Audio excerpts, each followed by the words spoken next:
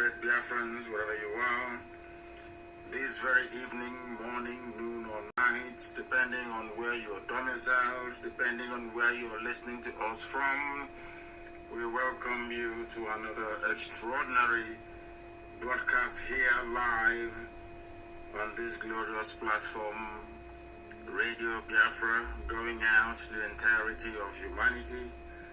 Therefore, I say good morning, good afternoon, good evening, and good night to some of you.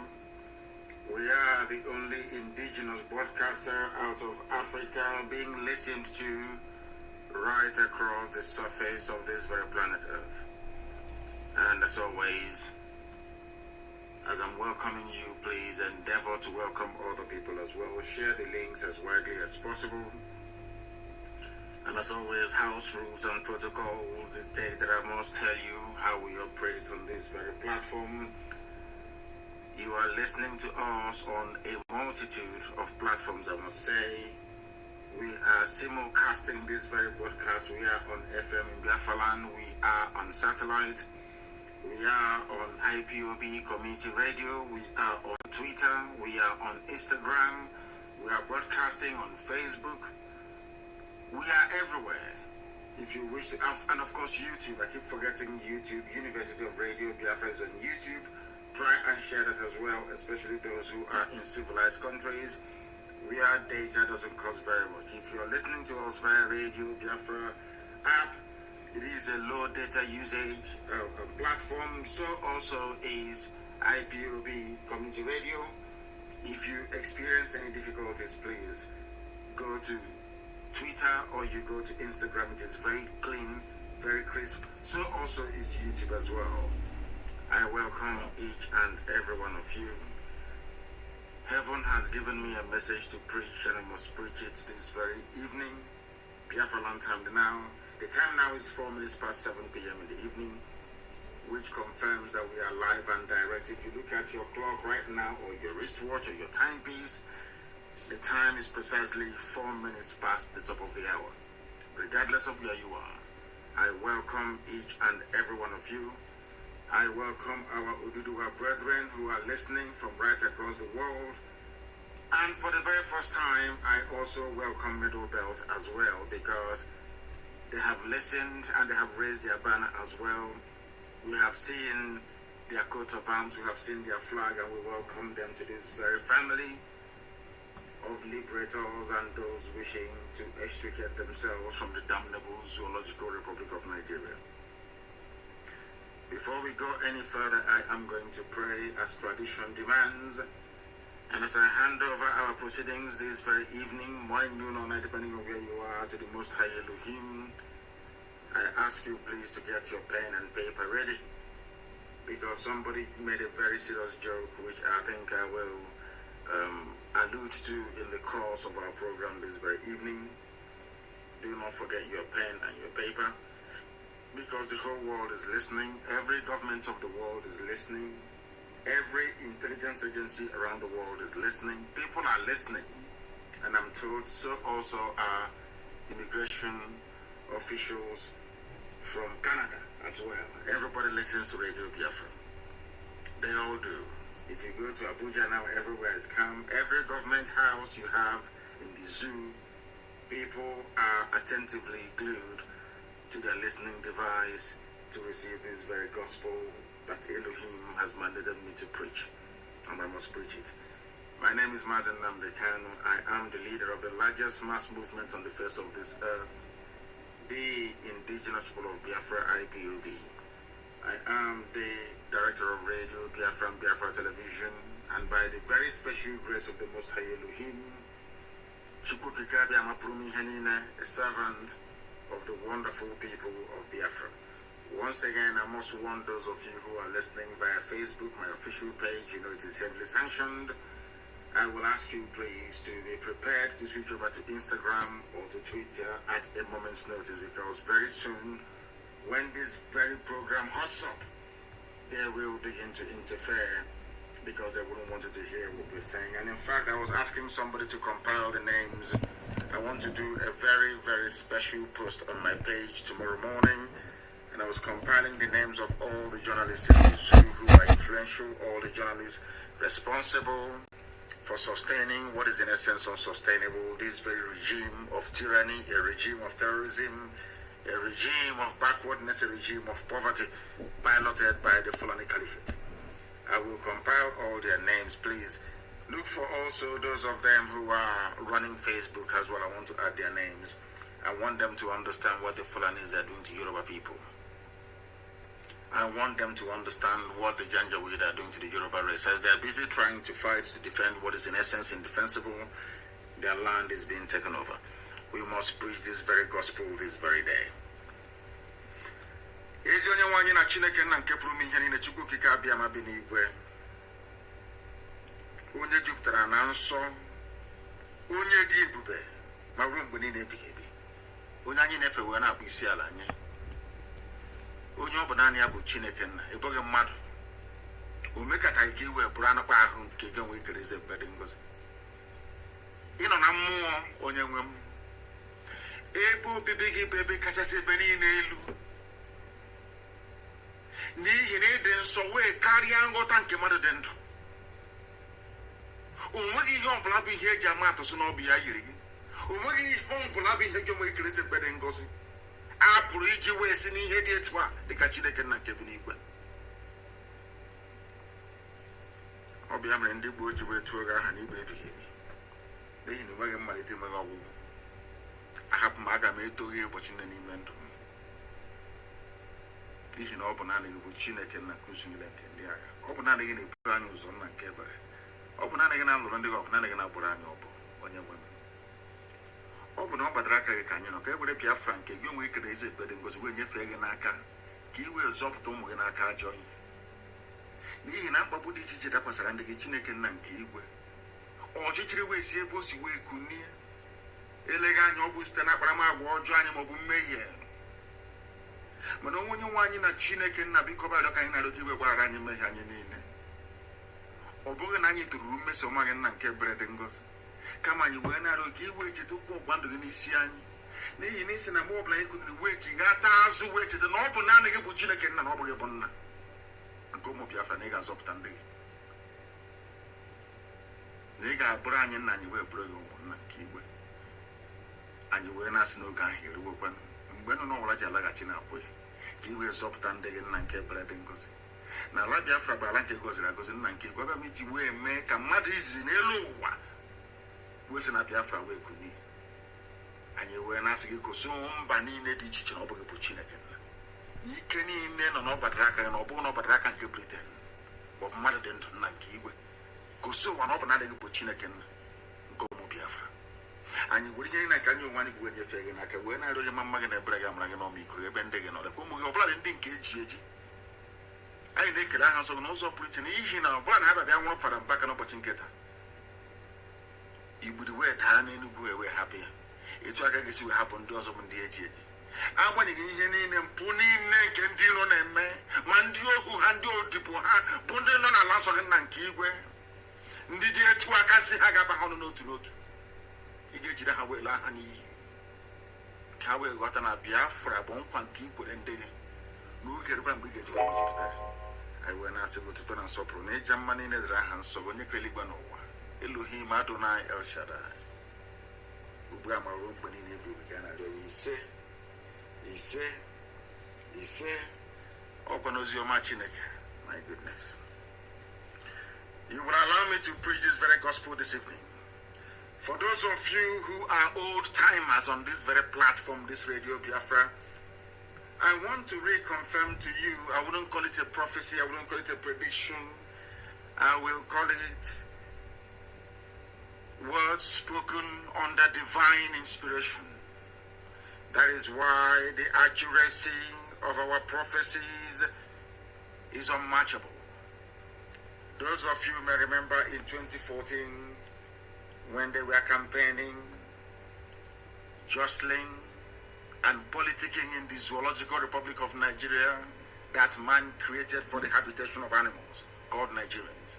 I made it very clear to you then, If those of you who are listening tonight, or some of you can remember, I said to all of you that Buhari is the one that holds the key to Biafra. I don't know how many of you can remember this, but I preached it on this hallowed platform, on this radio, this God-ordained radio station for the restoration of the children of light, that they may enjoy the sovereignty that God Almighty promised them. I preached it here on this very platform. I told you, do not despair, do not panic, that the Pharaoh is coming, and it is Buhari. I told you so on this very platform. I'm sure that some of you can remember that I said that Buhari is the surest way for us to get Biafra. Is it not happening now? Everything I tell you is gospel. Remember when I said that Buhari will give us Biafra? Those were the exact words I used. And it is now manifesting before our eyes. Everything happening today in the Zoological Republic of Nigeria is because they refuse to let us go. I remember, I think it was in 2015 to be precise, or thereabouts. I was in the USA and I was granted an interview by Rudolph Okonkwo, if I'm not mistaken. And I told him that if they do not give us Biafra, that Nigeria will be worse than, in fact, that Somalia will be a paradise compared to Nigeria. What is happening today? These are words on the marble. These are, I wouldn't call it prediction. These are prophetic pronouncements on this very hallowed platform, that all over the world today, people are witnessing and confessing to its accuracy. Everything happening today in the Zoological Republic is because they refuse to let Biafra go. And I also want to tell them this evening, or depending on where they are, that the more you continue to delay the coming of Biafra, the more calamity you're going to face. And I want to point it out. I want to speak very calmly this evening so they can understand what I'm saying. Remember when I asked you to allow Biafra to go and you refused? I'm now speaking to the Sultan of Sokoto and the entire Janjaweed Caliphate. These very horrible people that have brought death, destruction and mayhem upon the lives of very quiet, peace-loving people, not just of the Middle Belt, but across the entire South. I want you to listen to me very carefully this evening. Because of your delay in allowing Biafra to go, now you will lose Oduduwa as well. I want you to understand that the more you hold on to this very rigid, idiotic, should I say, unwavering position that Nigeria should remain the way it is, the more you're balkanizing it, not just in the spirit, but also in the physical realm. Why am I saying this now? Oduduwa agitation has hit a crescendo, and for the very first time, they have now also identified some of their leaders as being their problem. They are no longer blaming anybody else. And when people begin to blame their leaders, as we have been doing, I think they have cut off the whole thing. I believe that, I don't know if Facebook has cut off the video on my page. I have no idea, but we shall see. Let us continue. If they kick you out, please find alternative platform to listen. People should go to my page and share all the links that people are using to listen to us, so that those who are on my page, who are suffering as always, will be able to listen via other means. After this very program, Ikechi will work very, very hard to ensure that the SoundCloud is uploaded as quickly as possible. I must preach. I asked you to let Biafra go. You said no. Now Oduduwa is with us. We then pleaded and said, allow Oduduwa and Biafra to go. You said no. Now Middle Belt has joined. If you say no to Middle Belt, Oduduwa and Biafra becoming free very soon, the Habe Republic of Hausa land will rise up again with their own banner. Fulani, you have nowhere to go to. What you're then now going to do is to unleash your dogs of war. That is what you're going to do. You will think that by treating the Hausa people to believe in you, to come and join you to fight other people, as you have done in the past, you will think that would be a viable option to take. But I'm telling you to spell your doom. I warned you before. You people should have let Biafra go on time, and to all of you shouting insecurity, insecurity everywhere, we are dying, look at our country, come and speak. I warned you in 2014 and 2015. If you do not let Biafra go, everybody is going to suffer. And today, everybody is suffering. But I'm sure, you know, Fulani, they have this very primitive, almost a very satanic stubbornness that they have. They will say no. I want Fulani to understand something I said to Britain. You see, United Kingdom, those that created Nigeria, which I believe, you know, Britain, they also go in the realm of the spirit to do their own incantation. They may be top scientists, they may be an advanced country, they may be a civilized country, they may be enjoying the grace of God because Britain is blessed, believe it or not, highly blessed people. But I'm sure they see things. And I told Britain, the same pride that Britain had in the past in relation to Biafra is the same. Fulani has the very crude and primitive format of it. I want people to pay attention to what I'm saying tonight, very, very critically, please. I said the pride, you know that pride, we are white people, we created you, who are you to tell us what to do? And here again, live on air, I said to Britain, God Almighty in heaven will divide you into pieces. And when you are being cut up into pieces, your soothsayers will be telling you it is because of Biafra, but your pride will tell you it is not. How can God love those niggers from Africa? Those monkeys is not possible. But I'm telling you again tonight, maybe now that your policies have changed slightly towards Biafra, you may have a reprieve. But I'm telling you this, if you maintain or insist that Nigeria should be won, this is for Britain. I'm sure that I don't know why I feel like recollecting what I've been saying in the past tonight. If you insist that Nigeria should be won, God will destroy Britain. And as Elohim is destroying Britain, your pride will not let you accept it's because of this lowly, these black people called Biafra.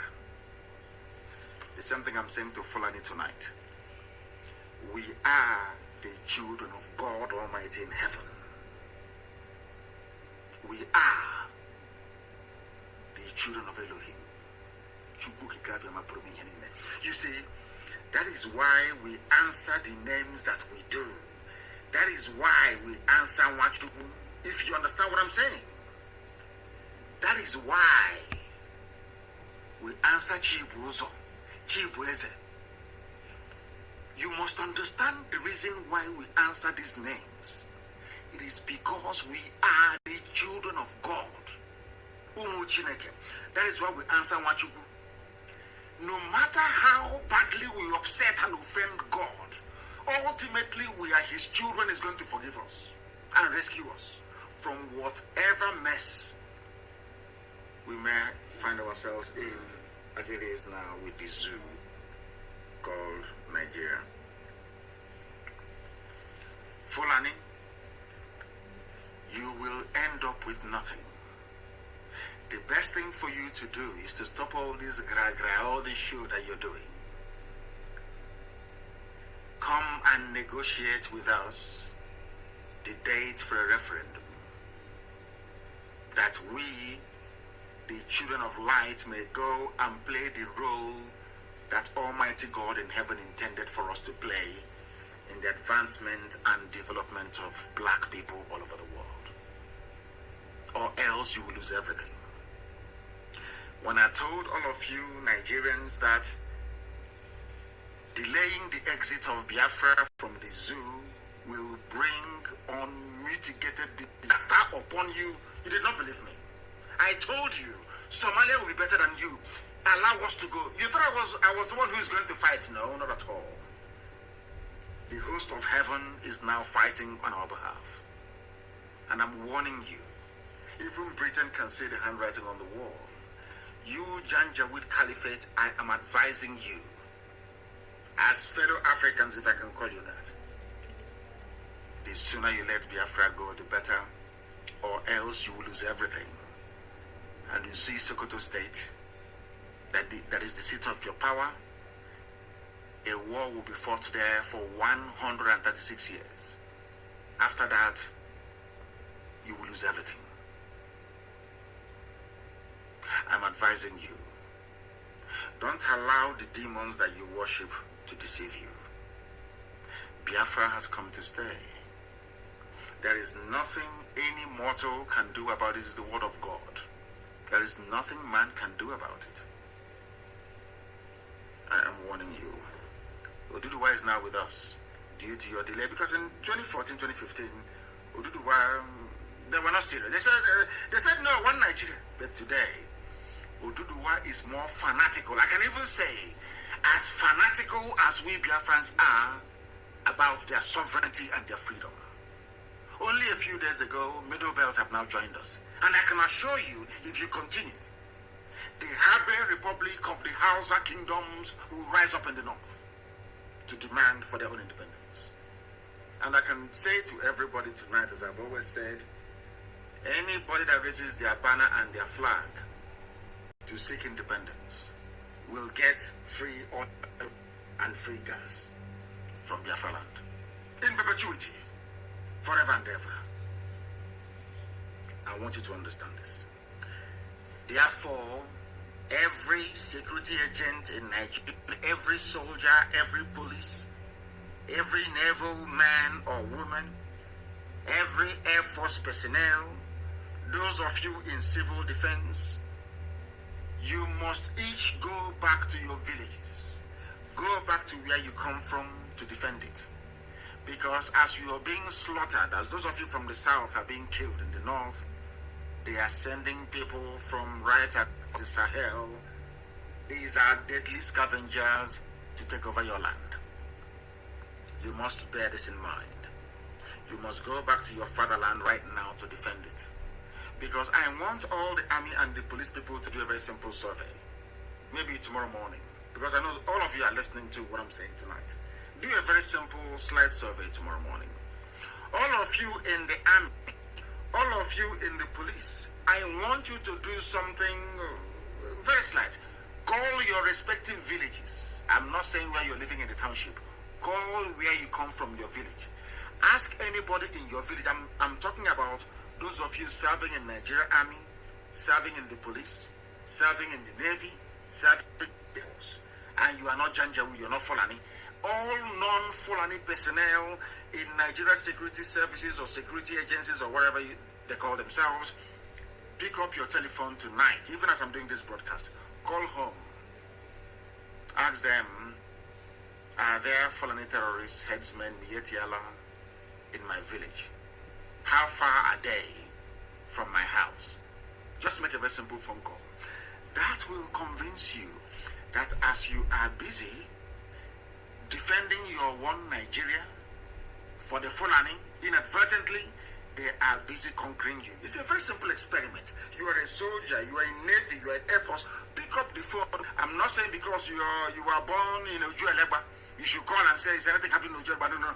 Call your village where your father comes from, where your grandparents come from. Because we are patrilineal, we lean towards our father. We come from where our father comes from. Call your village. Ask people in your village, how close are the Fulani terrorists to my house? How close are they to where I'm living? Or supposed to be living? They will tell you. Only then will you appreciate what we've been saying for long. That the more you fight for one Nigeria, you are doing it for the sole benefit of the Fulani Caliphate, because they are busy taking over your village. They are keeping you busy in the army and in the police. Meanwhile, they have taken over your village. You know, when people say to me that there are people from the Middle Belt who are still in the police and in the army, serving in various locations and trying to defend one Nigeria, I feel sorry for them. Go back to your village and see what life is like there. They are in refugee camps. That tells you all you need to know about the zoo and why you must heed my call this evening. You're not going to die of hunger. Abandon the army, abandon the police. Go back to where you come from and defend your land, because the Fulanis have come in to take it over from you. You must go back home and defend your land right now. Has it not dawned on everybody that the defense of one Nigeria simply constituted is only aiding the march of the Janjaweed Caliphate to the Atlantic? Because the more you're in Borno serving, you are in Yobe, you are in Taraba. The same Ibek, you come from the Fulanis that are trying to take over your land, killing, raping, maiming people. Did you not see the badge they sent to Yoruba land that was intercepted today? But there are Yoruba people who are fighting right now in Nigeria army in Borno as they are moving towards the north to go and defend their so-called one Nigeria against Boko Haram, which incidentally was created by the same Fulani people. Another consignment of Fulani killers and murderers are heading into Yoruba land.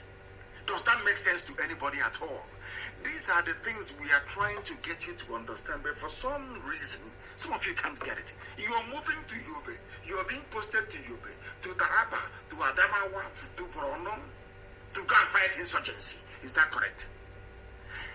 On the way, we are passing Dangote trailers and trucks coming into your land with the same insurgents, the same bandits coming to your village to rape your mother, to abduct your sisters, your nieces, and in most cases your nephews as well. I want people to actually sit down tonight and rationalize what I'm saying. Those of you in the police fighting for one Nigeria, those of you even in the print media or in the electronic media, all those journalists trying to keep Nigeria one, call your village and ask them, what is the status of security in my village? They will tell you the Fulanis are everywhere. Doesn't that make a mockery of all the things that you claim you believe in? You know, sometimes a lot of people have what I call misplaced, sense of patriotism. You see, in Nigeria, the only people you owe your loyalty to is to your tribe or your ethnic group. That's where your loyalty should lie, and nowhere else. Not because Nigeria is an artificial creation. No, I'm not even going that far. But because the more you fight to keep Nigeria one, the more you're making it easier for the Fulanis to conquer you. That's what it is. I want people to understand this evening. People are asking, why am I speaking in this tone? And because I want it to sink in very well. I don't want anybody to say, oh, because he was insulting me, I wasn't able to understand what he's saying. That is why I am preaching the way I'm preaching tonight, so that you can understand it very, very clearly. We must end Nigeria as quickly as possible. I'm not talking about months, but in weeks. Why am I saying that? Because the Fulanis have perfected their plan to start an out conquest by the year 2022. By the year 2022, they want to start their full conquest. So we must stop them before they commence. If they commence, we cannot stop them. Because if they commence, all those territories they have taken from Benue State, all those territories that they have taken from Plateau State, all those territories they are occupying in Kogi State, believe you me, if we continue to wait, any day that the world steps in to say enough is enough, they will claim that very territory as their own. They would have advanced all the way from Sokoto to Katsina Ala in Benue State. What does that tell you about your future? What does that tell you about your future?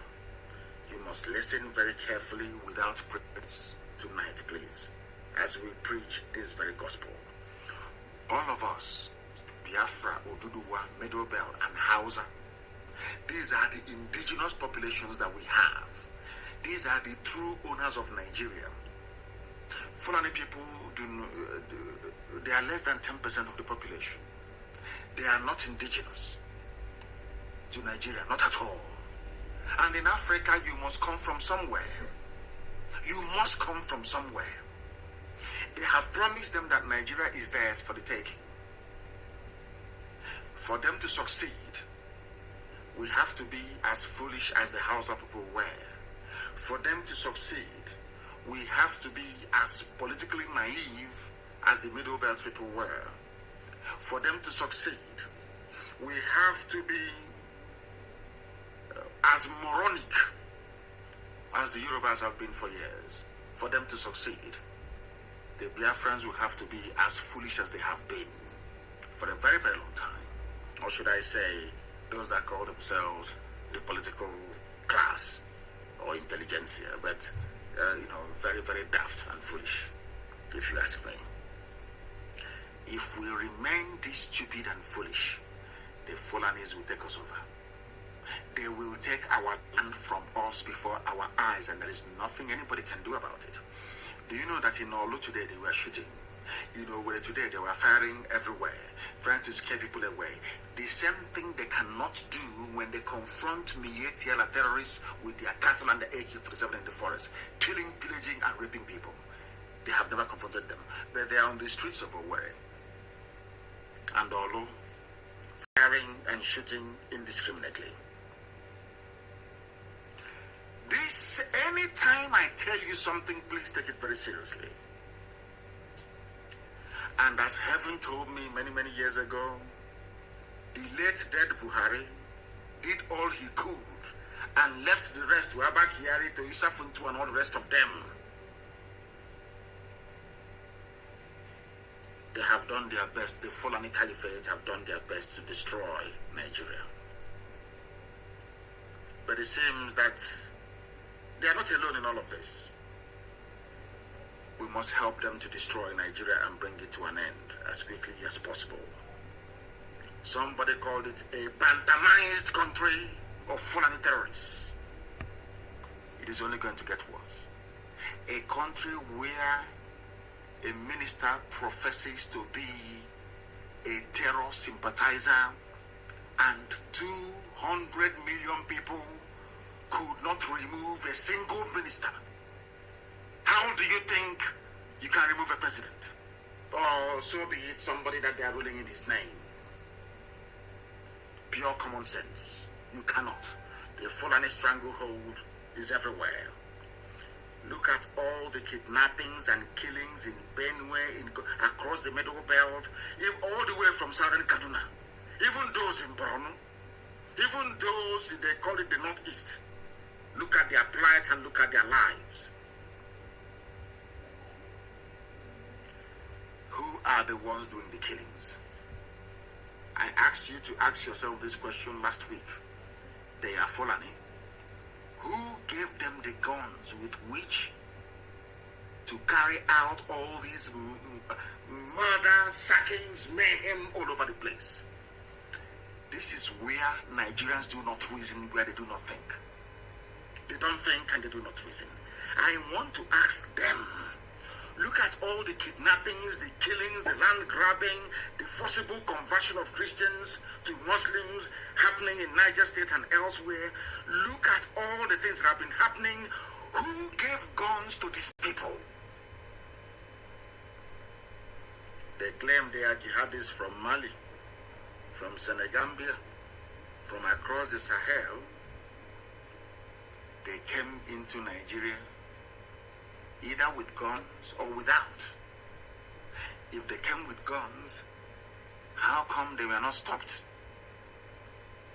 If they came in without guns, these people are from Mali, mind you, and all the rest of them, how come they managed to acquire guns?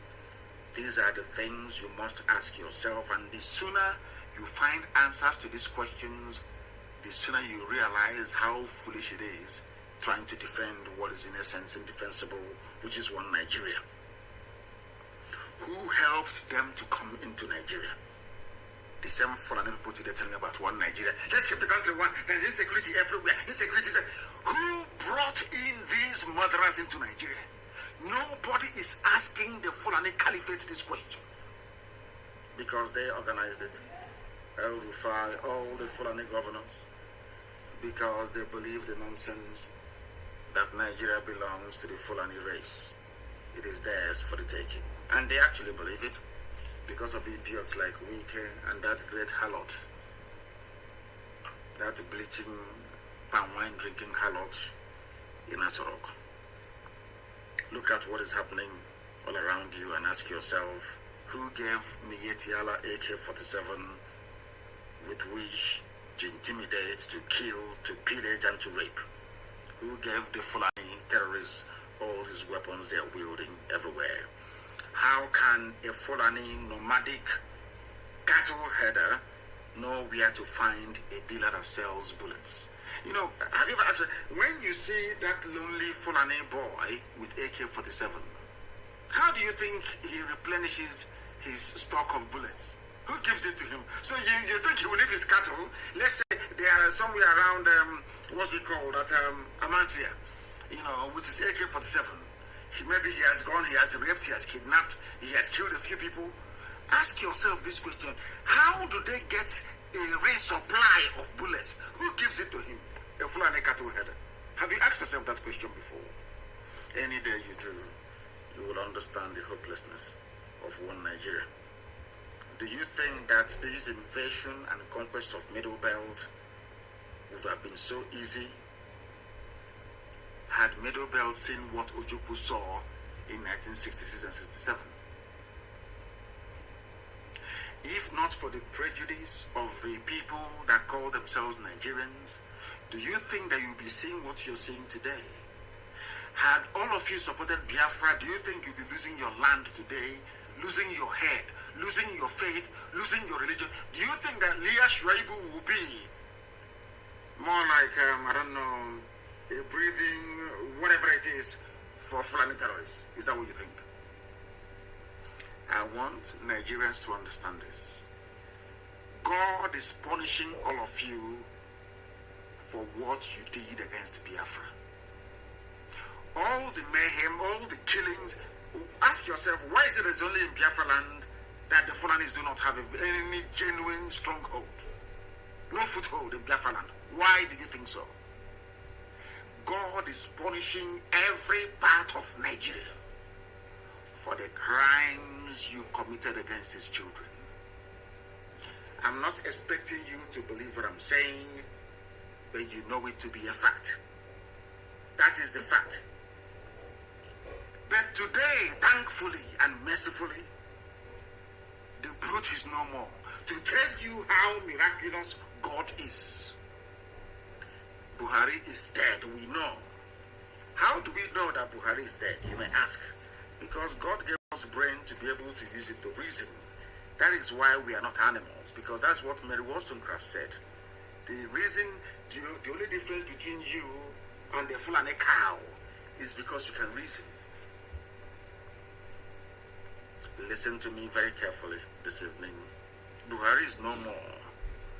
But the Fulani Caliphate, to tell you how merciful God is. When Buhari died, had they said Buhari is dead, Osibajo would have taken over. Osibajo is more learned, more urbane, more conciliatory, more progressive. Nigeria will still be one. That would have made our work very, very difficult. Because maybe Osibajo will come down to discuss and to negotiate, to say, oh, let's restructure, let's go back to the regions, either 1960 Constitution or 1963, whichever one would have continued in issue. But to tell you how miraculous God is, he hardened their hearts. They said, no, it's our turn. It's our turn, we must remain in power.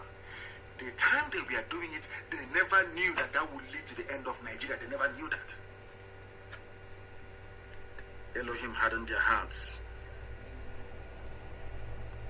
And today, the Fulanis have run Nigeria aground. And they are being openly vilified by everybody. Even Britain is fed up. USA is fed up with them. EU is fed up with them. Now you understand it, don't you? They themselves are the ones now canvassing for coup. Forget all this nonsense you're hearing. They use one man called Clark, who said he's a senior advocate of Nigeria. Senior advocate of what? I have no idea. He's a senior advocate. Asking army to come in to take over power under a civilian democratic dispensation. And he is a senior advocate of Nigeria, a supposedly learned man. When I tell you that they're not educated, I'm insulting them. Senior advocate of Nigeria, advocating for army to take over. Can you believe that? What is wrong with the people taking over? In a revolution, instead of Mr. Clark to call for a revolution, he's asking military.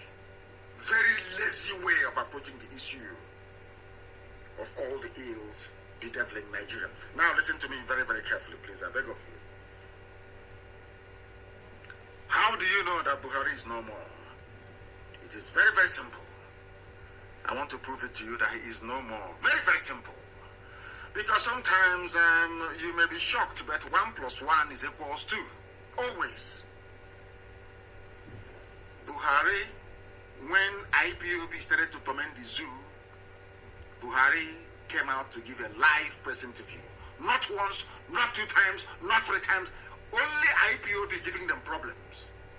This was between 2015, 2016.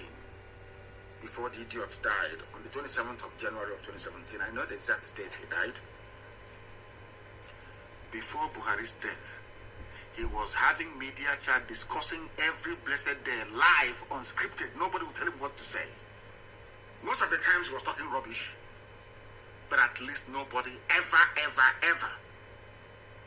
guided him or asked him to say A or B. He had a mind of his own.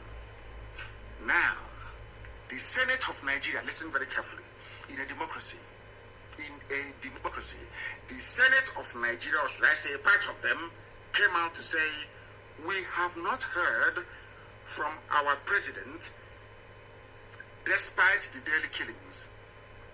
That on its own is an impeachable offense. That on its own is an impeachable offense. You are telling me that a president is alive in a country bedeviled by insecurity left, right, and center? They are minting money, they are printing money every day. They call it quantitative easing. NMPC does not have any money anymore. They fall and they sell the oil and they pocket the money. The zoo is sinking. You have not heard from somebody who claims he's a president. Compare the character of the mask-wearing idiot now to the Buhari you had before. Are they the same? You know, sometimes in life you expect people to be able to reason properly. I am asking you people, you Nigerians, the thing that you're seeing now coming from who you claim is Buhari Nasarok, the mask wearer, is it the same attribute of the man that you used to know? I'm sure the answer is no. A whole Senate of the country lamenting, we have not heard from the president. The country is collapsing. There is going to be war very, very soon. And he cannot speak. Do you know why he cannot speak? Because they know we are watching them. The fear of IPOB. They know any move they make, we are going to dissect and analyze. That is why they cannot bring him out to speak. Not even common live presentation. They cannot do it. And all of you went to school. Most of you are graduates. Most of you have put it. Are you telling me that your common sense, that I'm sure that all of you possess? I haven't told you yet that there is nobody there. In every other country of the world, ordinary COVID-19, they receive almost weekly briefing. Now, let me shock all of you. Do you know that before, even during Buhari, during Jonathan, during Yaradua, during Obasanjo, and even before that, have you asked yourself this question? How can Nigeria go through a whole calendar year without no official visit from any head of state from outside? Official state visit with state banquet. Because all over Africa, all over Europe, although there is COVID-19 lockdown, heads of states are visiting each other. Have you asked yourself that question? Have you ever asked yourself that question? Now the Senate, Nigerian Senate, is now saying, let me read it for you so you understand. A Senate where you have democracy. Any other place in the world, the Senate will go into a session, they will vote and say, we demand to see the president address the nation. That's how it is done. That is where is a democracy, the rule of the people. And the Senate and the House of Reps, they are the people. presidency is answerable to. If they are serious, all they need to do is to lay down a motion on the floor of both houses to say we have overwhelming, uncontainable insecurity in the country, and we demand that the president address the media in a media chat to be bye-bye for everybody. But they know that the man there is not Buhari. They cannot bring him out unless they set the stage, unless they choreograph everything, unless they plan it perfectly well. And I'm asking you people, as those that claim they are learned, what does that tell you about Asorok? Let me read the news for you. The Minority Caucus of the National Assembly on Tuesday lamented that President Muhammadu Buhari has remained silent despite insecurity in the nation. Now, your primary duty as a head of state, I am not a head of state, but my primary duty is to make sure that the IPOB family all over the world, that they are fine, in good condition. When there is a breach of security, I make sure, even in the middle of the night, I wake up and I make sure I address it. If I come on air, I speak about it live. A country of 200 million people. If this man couldn't speak under COVID, he could not speak under raging insecurity, almost civil war status, when is he going to talk? It's a simple question I'm asking Nigerians. That tells you that there is no Buhari, he's dead. The clown they put there, all they can do is to script something, use deep fake, artificial intelligence to mimic the voice of Buhari through a microphone. You think it is the idiot who is speaking. There is no Buhari. That is why, despite this rating, even to address people live, I said live on TV, he cannot do it. Once in a while, they package him, they bring him out, they say, oh, he has spoken. Oh, yeah. And the Yoruba people who are eyeing 2023 will just simply concur and wait for their turn to come. It's only 2 years away. Why can't we just wait? And we'll start enjoying oil and gas money. The caucus also said that the APC-led administration of President Buhari has continued to breach the constitution. We have not, according to Abaribe, we have not heard from our president, despite the daily killings that are going on, and have turned Nigeria into a killing field of unimaginable proportion. Nigeria is at war on all fronts, basically, fighting Fulani domination and impunity. People are dying every blessed day. The person you claim is a president cannot speak. What is his job then? I'm asking you. Do you see how we know that Buhari is dead? That even the Senate is begging for him to speak in a democracy. I'm advising them today because some of them, they claim they're educated, but they are not. I'm advising you on what to do. Constitutionally, you have the powers. Go and pass a motion on the floor of both houses. Send it up to Asorok and say, we demand to see you to address the nation live and answer questions from journalists regarding what is happening in the country. Not just address. You must be interrogated. We want to ask you, then you will see that the idiot will fall apart. Because we have planted a press man there. I'm not going to tell you his name or his network. He is going to ask him a question in Fufude, the native Fulani language that the old dead tyrant Buhari spoke before he died on the 27th of January 2017. I stake my life on it. I have said to them, if you can bring out this man and prove he's Buhari, I will drop Biafra agitation and apologize. But I know that the idiot is dead. They are shielding. The only reason why they cannot speak is because, they thought I will remain with... They don't know how we discovered that Jubril had fled. They were shocked. They thought I'd be saying Jubril all the time, so that Western intelligence will say, oh, he doesn't have his facts right. I know when they switched from Jubril to Yusuf Abubakar Mohammed from Niger Republic. That is the new Buhari you have. That is why you cannot see him. That is why he cannot do tours. That is why you cannot see him come out to receive heads of state. That is why everything is secrecy. You can be killing, people can be dying, you never hear a word from him.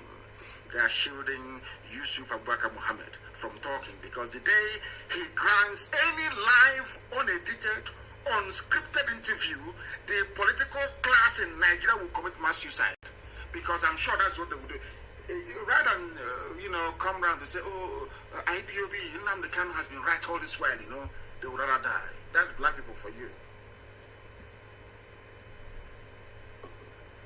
They will commit mass suicide. That thing in Asorok, as I told you in 2017, is not Buhari.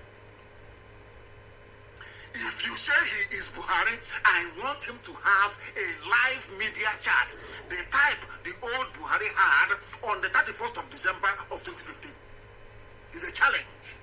If you claim Buhari, that idiot there is Buhari, let him come out and address the security situation in the zoo called Nigeria. In a live media chat, he will never ever do it. That day, the shame of Nigerians will be open for the whole world to see. The war, right now, a lot of countries, in fact, Nigeria is the only country in the only passport that you require visa to go to almost every other country in the world, because of how useless it is. Any day, that thing there, Yusuf Abubakar Mohammed grants any live interview or media chat. If you say you're a Nigerian outside, people will spit on your face. They will say, we know you people as fraudsters and criminals. We never knew you were even this stupid. At least criminals are supposed to be very smart. You people are equally very, very foolish.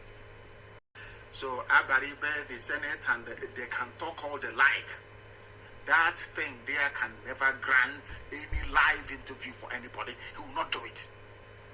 Any day they do, they try it, they are finished. And they understand that very well. That is why he cannot hold a live media chat. People are talking about impeachment. Let us impeach him. As my dear brother Mbaka said, let us impeach him. Do you know why Fulani is against impeachment? Fulani wants that boy to leave. They want to remove Buhari, that name Buhari from Asorok. That is what they want. Oh, forget all this nonsense that they want planting it everywhere. The only reason why they said no to impeachment and why they are running after Mbaka, that I'm glad they've released. I didn't want to talk about him or write about him or tweet in the afternoon. We are just waiting to see if they will hold him. And then that thing they want, they will see it. But luckily for them, they released him. Let me tell you something you don't know. The reason why they're against Mbaka and everybody talking about impeachment is because once you impeach him, listen, he will be forced to come out to respond in the open. Journalists will interview him. That is why all of them, they are running helter-skelter. Nobody wants nothing. They don't want you to talk about it, because any day you vote in the House of Senate or in the Senate or in the House of Reps to impeach him, you will now give him a right to reply. Because the article, as Trump did in America 2 times, because the articles of impeachment will outline his crimes and misdemeanors. And the law of natural justice dictates that you must give him the right to reply.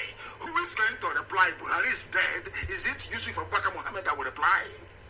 The cabal won't allow it. Now you understand, don't you? That is why they're against impeachment. Because you cannot impeach a dead man. The Fulani Caliphate control all of you in the zoo using Yoruba media and your political leaders.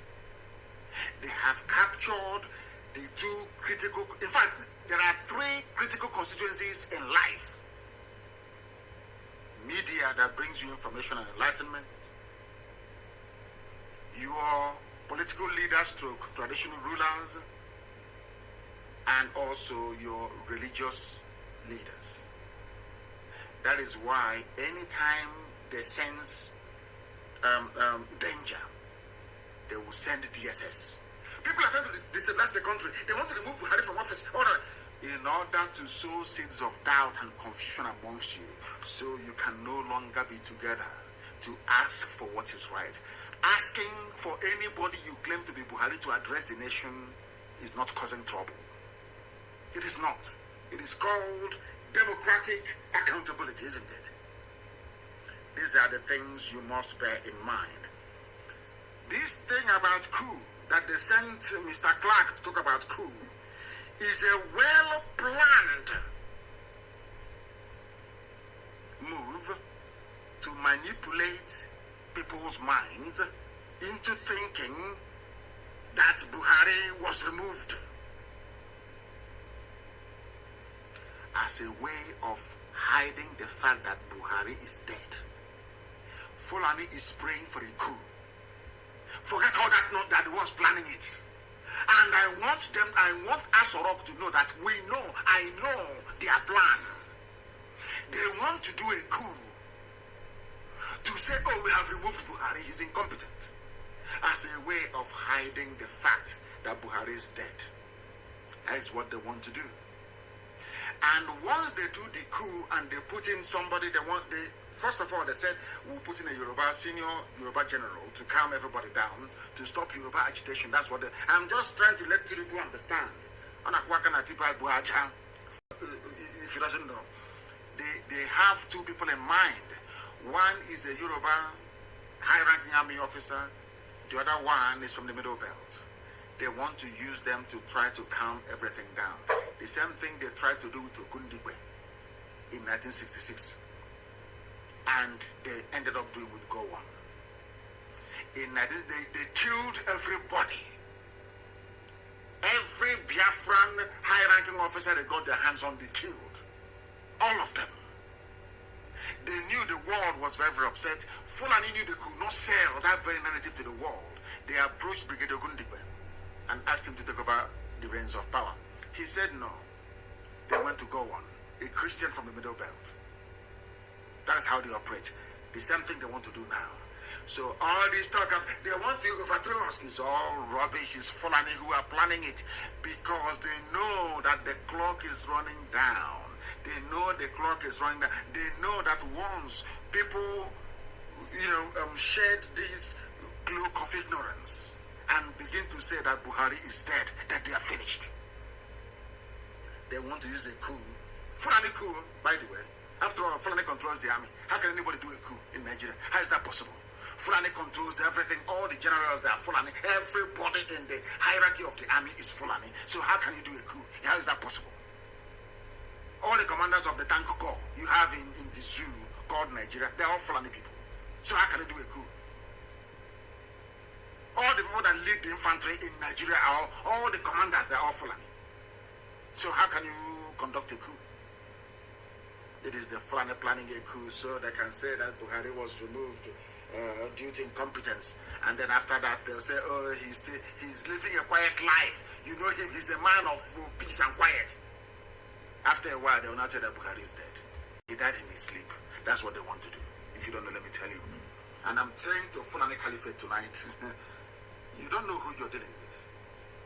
Before you make any move, we know.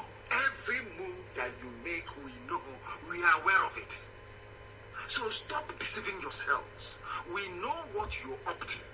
We understand your game plan. This thing about coup is because you want to remove Yusuf Abubakar Mohammed before it's too late.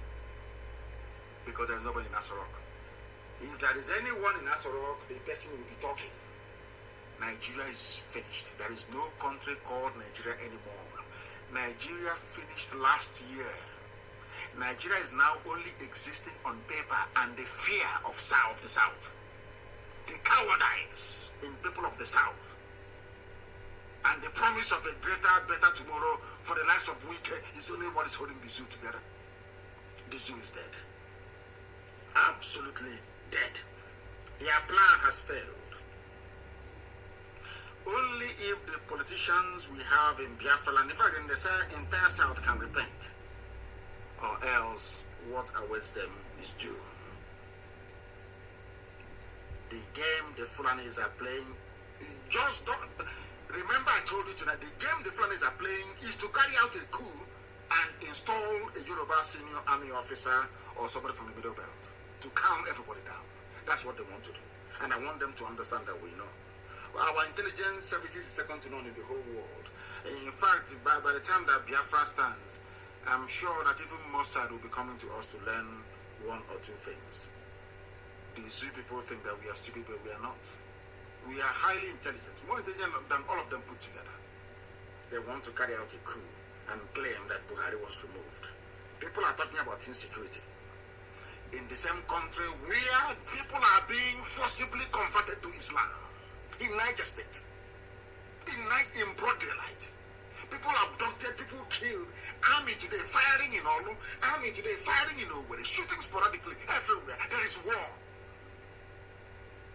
A slow burning war in the zoo. But you don't know. I don't know why the Middle Belt people will not rise up to defend their land. Because it's now very clear that you can lament and cry from now till their kingdom come. The world won't listen to you.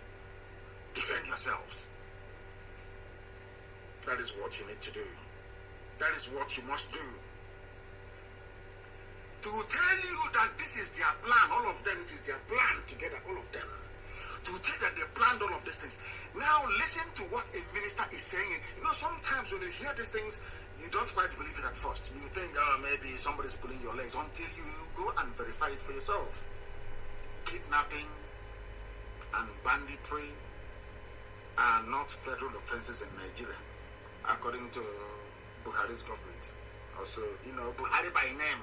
When I say Buhari, it doesn't mean Buhari is alive. It's the name they're using to rule. Are you listening to me? Kidnapping and banditry are not federal offenses in Nigeria. Then I asked them, what are federal offenses in Nigeria? I don't know how. Do you see how foolish these people are?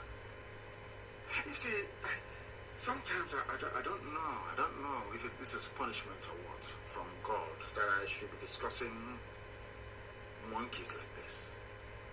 This man is a baboon. Why do you have federal high courts then and federal courts of appeal?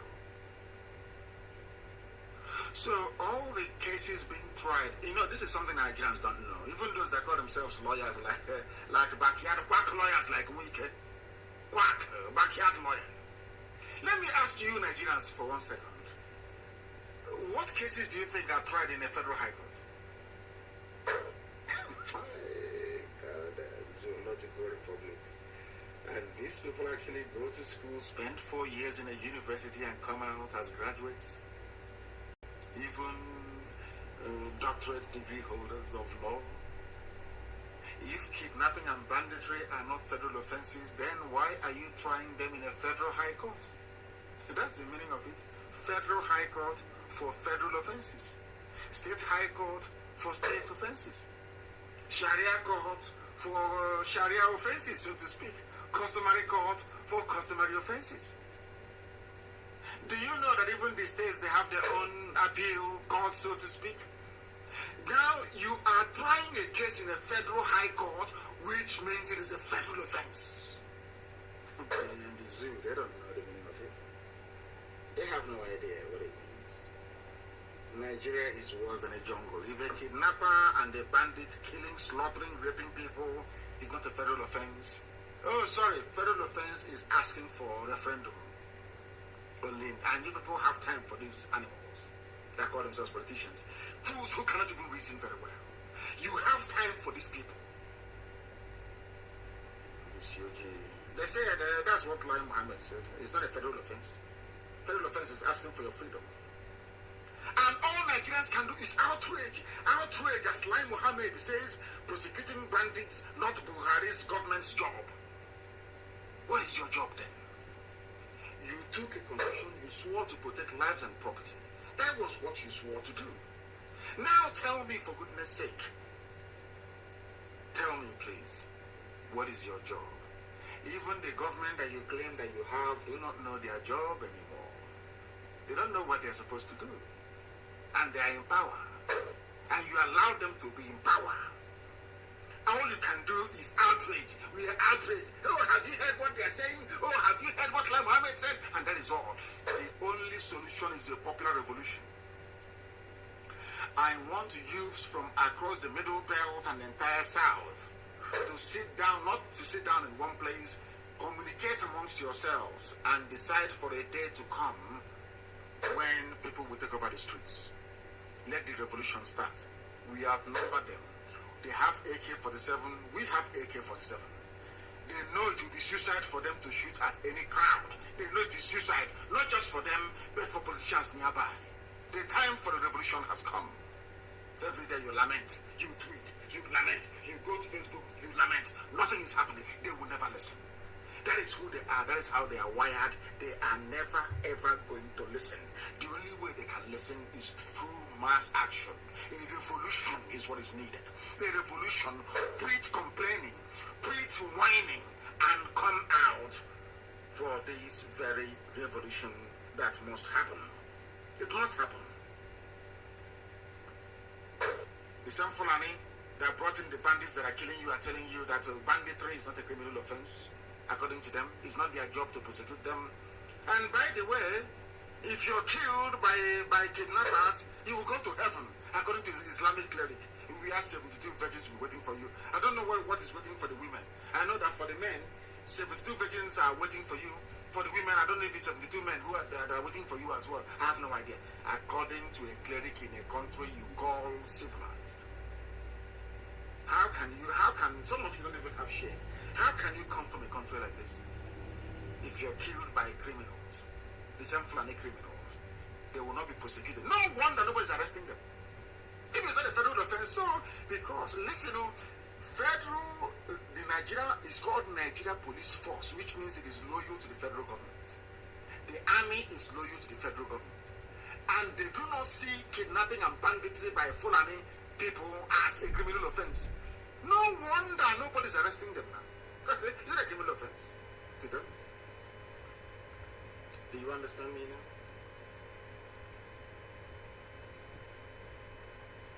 Being killed by kidnappers is the sure way of going to heaven. Only in Nigeria.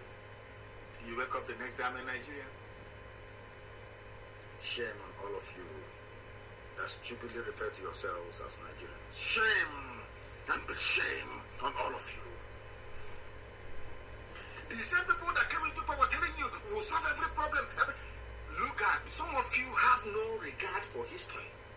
Friedrich Lugard told you that these people are spendthrift. All they know how to do is to spend money. OBI-IGBO told you this nearly 100 years ago. White man told you this. This Fulani you're looking at, all they know is to spend money. They are very lazy. OBI-IGBO told you this, but you never listen. You never ever listen. Let me tell you what they are doing in the zoo. The same people, we are coming to do that. How about war and corruption? Have you been hearing about war and corruption lately? Because nobody is more corrupt than this current APC government. They are the worst of the worst in the history of Nigeria. 316 projects were duplicated, worth 39.5 billion in the budget for 2021. APC. Fulani Janjaweed Party. The party of the same Tinubu asking you to vote for him. These are hardened criminals wearing agbada and danchiki on the floor of the National Assembly, looting and stealing. That is why they don't want Nigeria to break. Oh, no, our country, let's keep it one. Because they are thieves. Because of what they're getting. All of them. Even from Biafra, from Oduduwa, these are thieves. These are certified criminals. When they tell you about one Nigeria, it's so they can keep duplicating the budget. It's a headline news. 316 duplicated projects worth 39.5 billion. It will go in the pocket of somebody. It's just news. You read it and you just go away, and it's nothing. Nobody cares. But that is your future. They steal this money, they go and print money for you. They steal this money, they bank it abroad in dollars, and they are printing worthless, useless naira for you. You people are in for one almighty shock. I'm telling all of you. But you will not know. After all, you're from the zoo. What do you know? Were you not there when the Fulanis came from Futajalon to conquer you? They are now coming from all across the Sahel in your backyard. You call the police will not come because it's a federal offense. According to federal government, it is not an offense. A supposedly federal offense is not a federal offense when it comes to Fulani. Are you listening to me? Isn't it very ironic? We have even the effrontery to even have the guts to face the media to mouth such rubbish. I'm sure the entire diplomatic corps in Nigeria will be wondering what sort of animals are these. Kidnapping and banditry is not a federal offense. Therefore, federal police cannot arrest them. Army cannot arrest them. But they can arrest people who are agitating. They can arrest Fadam Baka. They can burn people's homes in Imo State. And you call that thing a country? It is a shithole, as Trump famously said. I'm telling you the truth. They duplicate, they steal, they pillage. As bandits are pillaging you, taking your land from you, your so-called Fulani APC politicians are pillaging you by duplicating projects and pocketing the money. Tomorrow the idiot to come on Channels TV or AIT. Our country needs to be one. We need to synergize and look for a way out of this. Meanwhile, his pocket is stuffed with 36 billion. Criminals everywhere. The zoo has fallen. Nigerian military wants politicians, soldiers against coup. There are some types of discussions you have in Nigeria that makes me wonder what type of God created you people. What type of schools you went to. There is a senior advocate of Nigeria, alleged the senior advocate of Nigeria, asking for coup to be conducted. And I want to ask him, which part of the world, civilized world, even ordinary Egypt, ordinary Egypt, can you have people coming out, somebody who is learned? I believe he has read history to come out to say the military should take over. What stops you from taking over? Does power belong to the military? Okay, you're telling us that whoever is carrying a gun is who power belongs to. A senior advocate of Nigeria. No wonder the entire judicial system, the entire legal system in the zoo is laughable. In the history of the world, if you want to change a government, it should be led by the people, by popular uprising. That was the mistake that Nzogu made. Nzogu shouldn't have led the coup of 1966. What for? It's not your job. Your job is to defend the territorial integrity of the zoo, if it has one, that is. You're a soldier. It's not your job to be dabbling into politics. Allow the people to feel the pain so much that one day they will say enough is enough. That is the type of change that transforms society. And I expect somebody who is a senior advocate of Nigeria to understand this very simple fact. But it's lost on him. Tomorrow he'll say he's learned, he's an elite, he's educated. But all his education is pure nonsense. If you're asking the army to take over, that means you do not trust the people. Is army the people? Every popular revolution around the world in the history of mankind has been led by ordinary people. Why are you inviting the army? Is it their business? Remember Russia? There was a time that during the dying days of the Communist Party in Russia, they tried to send the troops to go and kill people. I remember very clearly, Boris Yeltsin mounted the tank, one of the tanks, that the soldiers that came to Russian White House to bulldoze it was driving. He mounted it and spoke to his people. The army of Russia said, we are not going to fire on our people. In Nigeria, if the army can say tomorrow, we are not going to fire on the people, things will be different, it will change. But because, of course, we are from Africa, slightly primitive. You know, African people, very primitive, very crude. If they promise you money and good life for your family, everybody else can go to hell. What Clark should have been saying is, let the army not fire on protesters when they come out on the streets to demand a change of government, not to ask the army to take over. It is a free lesson that we're giving to them.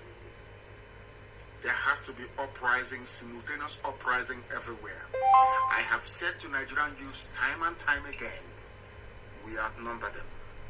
The only reason why NSAS protests collapsed was because of the ethnic sentiment introduced by Yoruba journalists, courtesy of Tinubu. That was what killed it.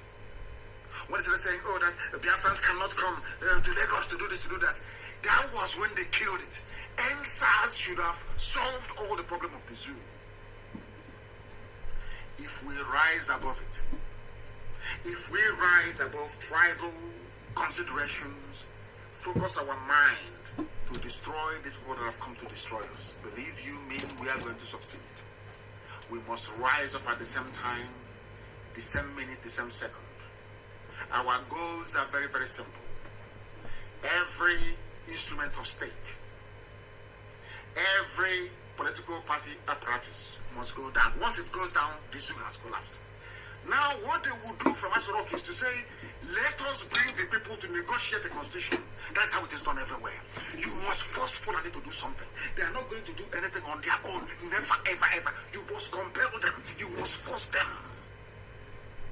How do you compel them? There has to be simultaneous uprising everywhere at the same time in Nigeria. For only 48 hours, believe you me, they will call for the Sovereign National Conference. Because we outnumber the army. And I'm not sure that any stupid soldier is going to come down from Sambisa forest, having escaped death at the hands of Boko Haram, to come back to start shooting people in his village. It's not going to happen. That is how you change things. Not calling for a coup, not calling for impeachment. They can't impeach him. They will not do anything until you do something. That's how this life is. You see, when the revolution happened in England, it was led by Oliver Cromwell. The king of England was saying, oh, God appointed us. We have blue blood. Oliver Cromwell said, I will cut off your head to prove to you that your blood is also red. That was what Oliver Cromwell said to King Charles I. Go and check it. George Washington led the popular revolution in America and said, enough is enough. We want to build a country where all men are born equal. Not this is a viscount, this is a duke, this is an earl, all that rubbish. This is a lord. No, we are all equal. And they built it. Popular resistance, popular revolution. That is what is needed in the Zoological Republic of Nigeria. You must understand that very, very clearly. We must rise up now. We outnumber the police, we outnumber the army. You must understand precisely what I'm saying. We outnumber them. We are more than them. What they have, we have. Right now. They just can't come and start. All of our people, those in Abuja and Lagos, oh, don't let him burn. Did you see that the soldiers were shooting in Olu today? And also, you know what? Are you aware of that? That you hope Uzodema, the Sadikin Fulani, is the one that brought the war to Imo State. We outnumber them. We must abandon our businesses for 1 or 2 days. We must deal with these people. Only then, I'm telling you the truth, will they call for the Sovereign National Conference to say, what do we do? Until you get to that point, you are merely wasting your time. Writing, protesting. I heard some mothers were protesting about their children that were kidnapped. They went to National Assembly. Even National Assembly cannot get the person in Asorok to speak. So what do you think they can do for you? Nothing. Absolutely nothing. And these are the things you must understand. I want everybody now asking for regime change in Nigeria to understand this. That is why I say that Nigerians are not smart, they're not intelligent, they're very foolish people. I say it all the time, without apologies to anyone. Nigerians are naturally very, very foolish. They're very, very stupid. And I'll prove it to you tonight. Since there is doubt, let me put it that way, as to the identity of the man in Asorok, what I expected the likes of Clark to say, the senior advocate of the zoo, is very simple. If you want to change, if you want Fulani to go mad tomorrow, very simple. We do not believe that whoever you have in Asorok is Buhari, since he cannot address us. We need proof that he is Buhari. Believe you me, Nigeria will change within 1 week. When we gave you the expo, when we gave Nigerians the expo to say, only question the identity of the man in Asorok, you have all the proof. You have a little boy today, tomorrow is a 25-year-old, the next day he's a 40-year-old. Nobody knows, his hands is so fresh. you know he's not Buhari. All of you, you know that there is hole in his neck. Even to ask the question, why does he have a hole in his neck? And Fulani banditry will stop. Your land that they are seizing will stop. You will leave your IDP camps and you go back home. Only one thing you need to do. Don't ask for impeachment. Don't even do a revolution. Let's even put that to one side. Ask them to bring out that man in Asorok to address the nation, and you have your answers. I'm telling you the truth. You know, God is miraculous. He gave you ways to deal with the Fulani Janjaweed, but all of you messed it up. We told you. All that Clark needs to do is let there be a DNA test to prove that this man is the real Buhari that we know. The old man, the sickly, dying old man that we know, that had a brain tumor. Show us is him. I'm telling you, Fulani will change overnight. First of all, they'll bring their DSS to grab a few people, which is what they normally do. And the DSS, as you're abducting people, the day we abduct you, I hope you will not cry. Now you're going about abducting people. One day you'll be abducted as well. And when we do, I know that idiots resign nothing from Lagos. Our security men, now that your security men are abducting people, you will not see it. But the day they themselves are abducted, you start complaining, you start crying, you start whining all over the place. Simply ask for Buhari to do a live press briefing, or ask for the DNA of the idiot in Asorok, Muhammad, Yusuf Abaka Muhammad, and the zoo is gone.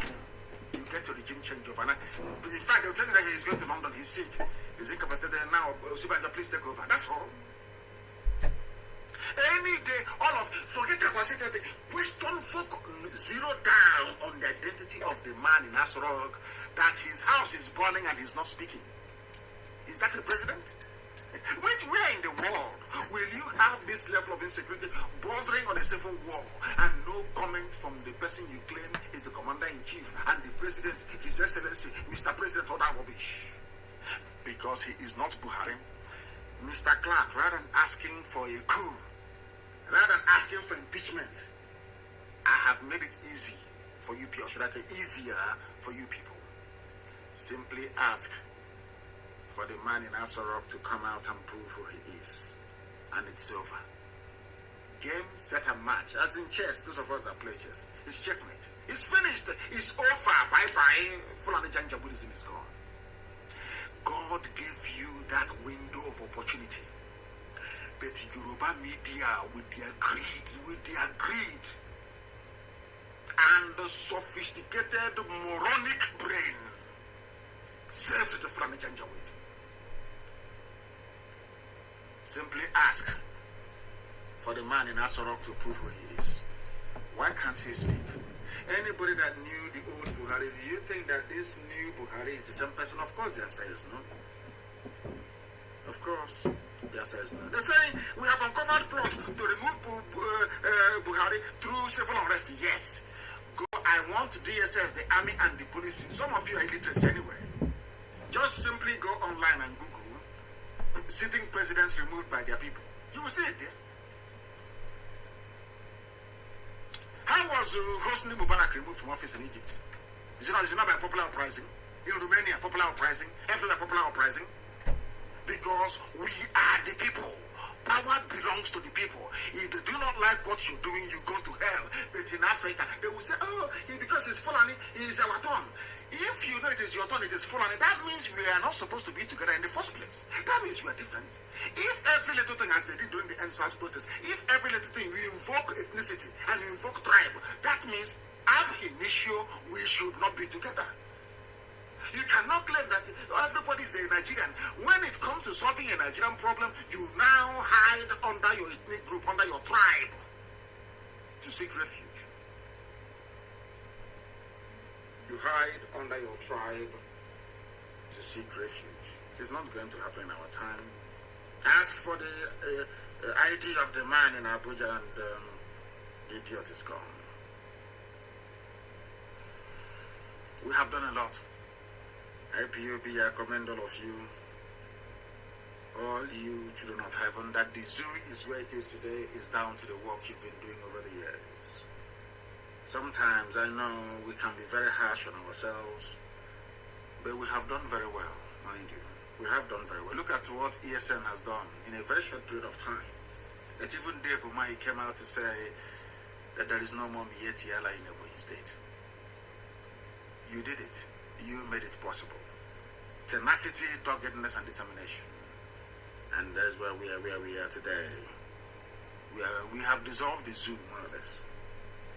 And that is why some idiots that have been relegated to the background are doing everything to keep their name in the public domain, even at the risk of sounding like a mad dog. You know, one animal was making a caricature of himself. Maybe the price of cement has gone up and is making him mad. He cannot finish his hostel.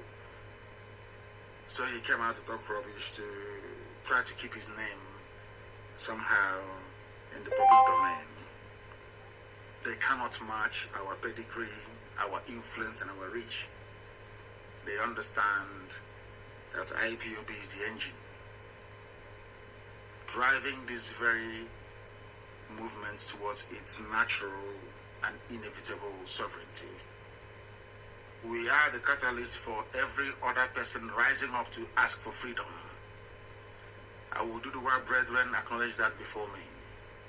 Because of you people, that's why we're doing what we're doing. They said to me, Middle Belt the same. How many days was it I asked Middle Belt to come up and they did?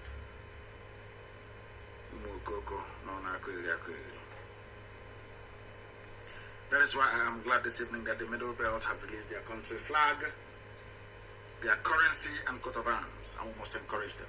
I am encouraging Middle Belt to continue to do what they are doing, because that is the right way to go. Freedom for everybody.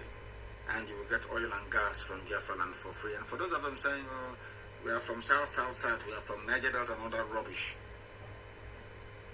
Remember also we have the largest gas field in Ohaji. We have oil in Ebema, we have oil in Mbidi, we have oil in Awamama, we have oil in Aguleri, we have oil in Ukuta. You know, are you listening to me? Oil everywhere, you know, in Abia, is the so-called Abia state where I come from, there is oil. There's oil in Ogbaru. You know, Ogbaru, if you go to River Niger, you will see oil coming out of the bed of River Niger. You will see it there with your two naked eyes. Because of the janjaweed in the north, I may be talking rubbish. So even the oil we have in Igbo-speaking territory of Biafra alone, we can supply all of you free oil and gas in perpetuity. Middle Belt, you will stand on your own. We are going to dredge River Niger all the way to Lokoja. So you will have free, in fact, we will internationalize River Niger. So you will have free, toll-free shipping all the way to Lokoja, your river port. You have nothing to be afraid of. And everything I'm saying to you, we are going to put that in a treaty. Signed before Israel, USA, Canada, EU, China, and Japan. International treaty. So you will know that we have nothing to hide. We want everybody to be free. Our fight is not about oil and gas. I keep saying that to you all the time. We'll give you oil and gas for free. That the very treaty guaranteeing that will be overseen by the international community. So we cannot renege on it. I want you to understand that this very day.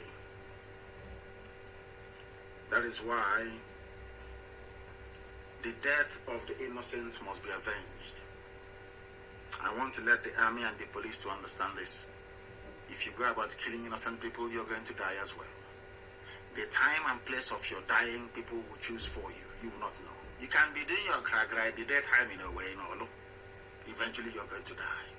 I assure you of that. Watch and see. Hope Uzodema will not be there when you're dying. You see that guy you're doing it when shooting gun, they're jumping up and down. The day you will die, Hope Uzodema will not be there. And you would have wasted your life for nothing. And for those of them that want to be noticed, running around, that's the big thing. When they run out of cash, they want to attract attention from Abuja.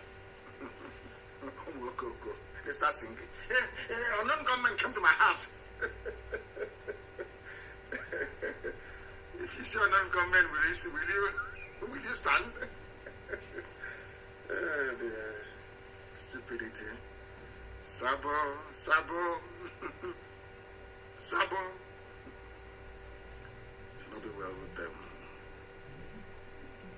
In the Middle Belt, they are crying. The reason why they are crying in the Middle Belt is because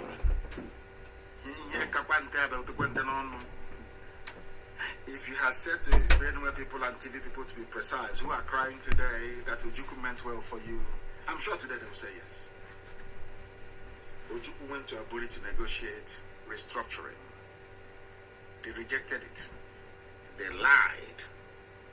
They used their media preponderance to propagate lies against the innocent man. They levied war against Biafra. The first shot of the war was fired at Gakem, or Gekem to be absolutely precise, and it was fired by the Nigerian army. Fulani have always wanted to conquer us. You know, Britain thought that the Fulanis were very mild, people, very stupid. They want to squander money. They want to own houses abroad and all the rest of it. They never knew that these are vicious, wild beasts. Now they have realized it. Britain is now saying, you can now say it, isn't it? Today, Benue, TV, those that they convinced, Igbo man is your problem, Biafra is your problem, they're the ones who are crying today. Even the First Lady of Benue State is crying. Every day, killings in Benue, every blessed day, because they will take it from you. Unless you rise up now to do something.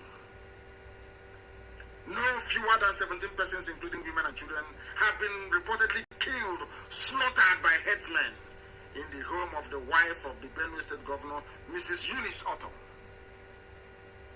Very clear, isn't it? The same people that call you North, we are from the North, we North, against the South. Now they're the ones who are slaughtering you. What does that tell you about these people and their mindset? What does that tell you about the way they think and the way they reason? What does that tell you about your new alliances? The alliances you should be forming is with the South. Benue, Middle Belt, you must know this. Your future lies in aligning yourself with Biafra and Oduduwa. Anything else is suicide. Because those people, they will take your land from you, they will kill you, they will impoverish you, they will rape your children, they will abduct you for ransom, and the police will not do anything because all these crimes I've just enumerated, they are all not federal offenses. And you don't have state police to arrest them. This is how clever the Fulanis are.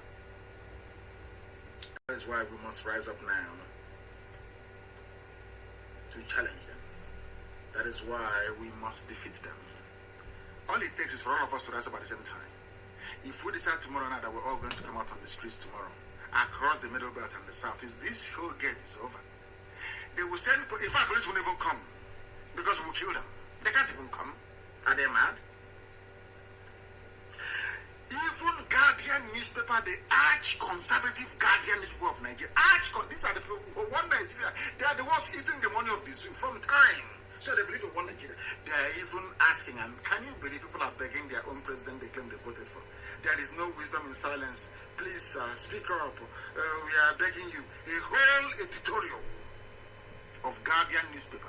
The same day that senators are complaining. Let him speak.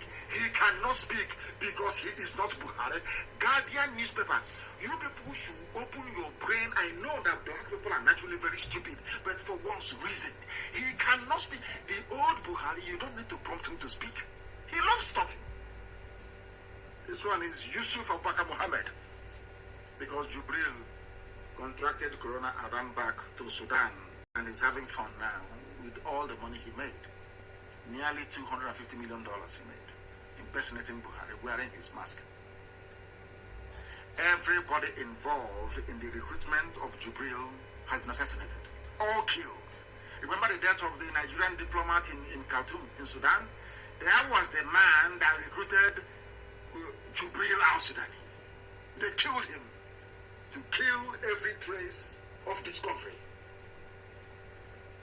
There is no wisdom in silence. A whole Guardian newspaper editorial that tells you all you need to know. They are begging him to speak.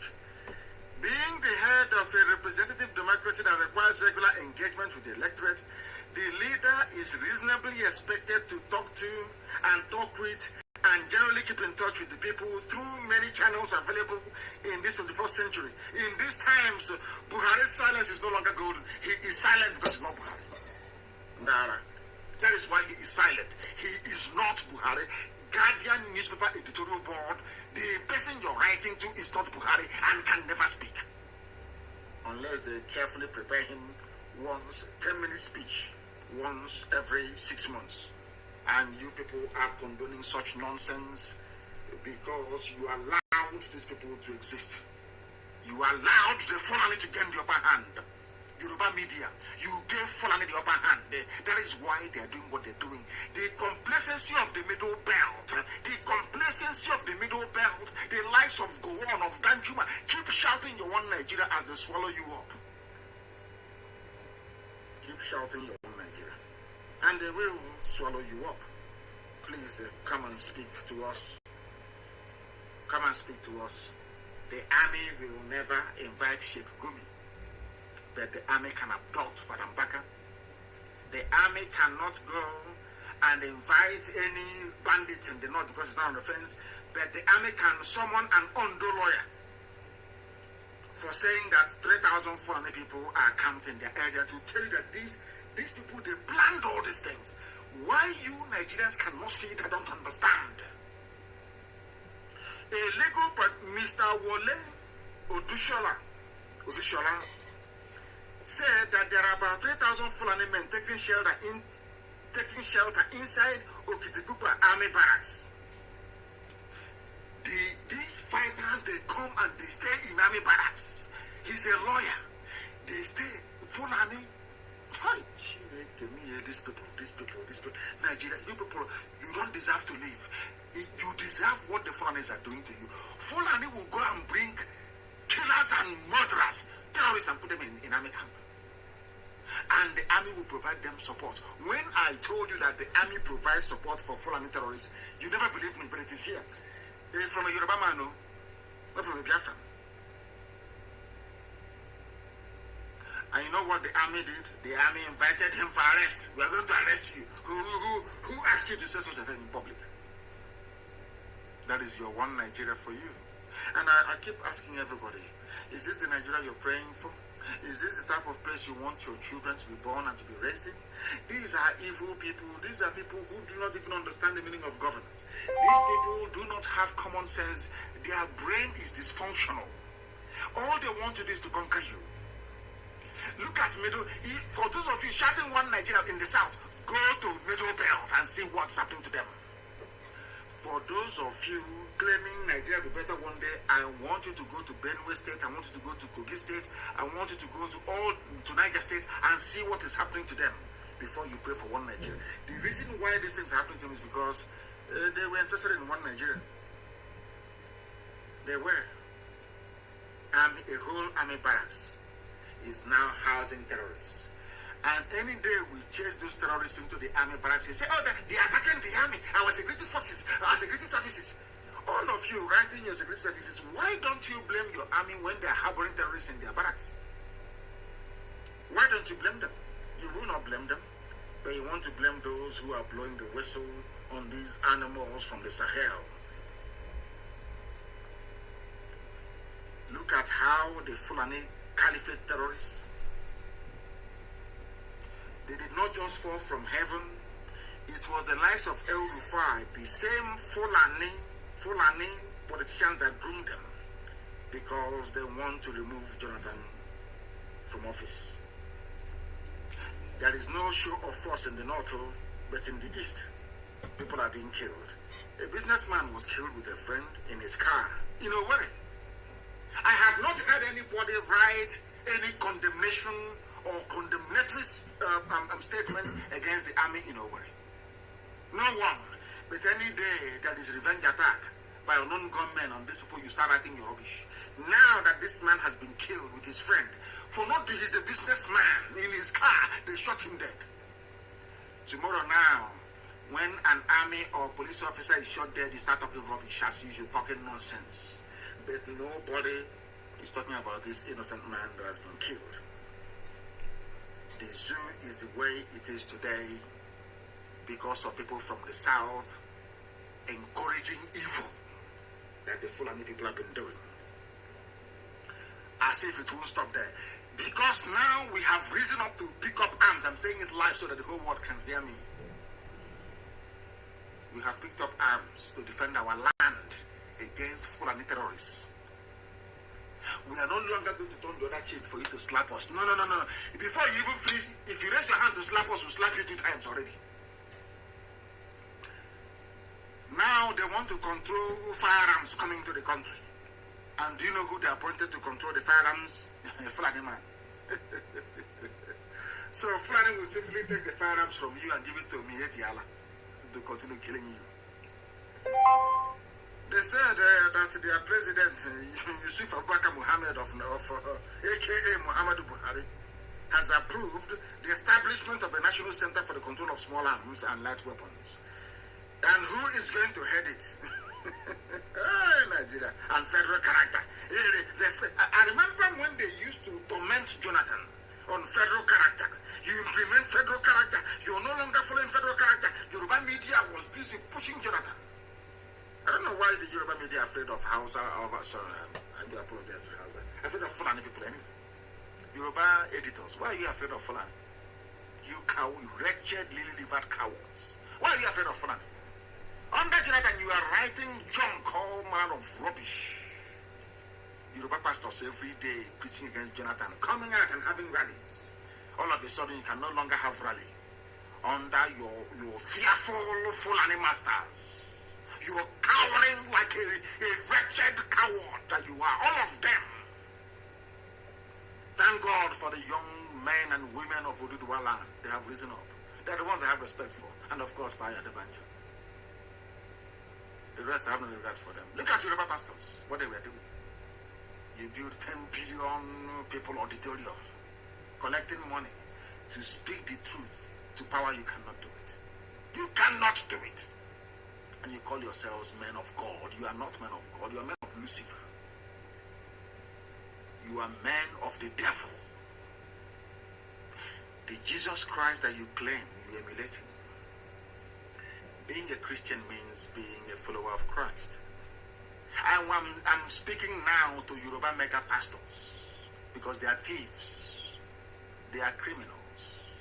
I'm saying it live on air. You know me, I don't give a toss. I speak the truth, always. Yoruba pastors and their media are evil. Yoruba pastors, I want to teach you the Bible because you don't know the Bible. I want you to refer back to your Bible. I don't have the exact verse, no, whatever, but I want you to go back to your Bible. Yoruba pastors, the mega pastors. Not the man on House on the Rock, not, is it Adefrati? Is it Adefrati? He's called Adefrashin. I don't know his name. I am exempting the pastor of the House on the Rock. He's a good man.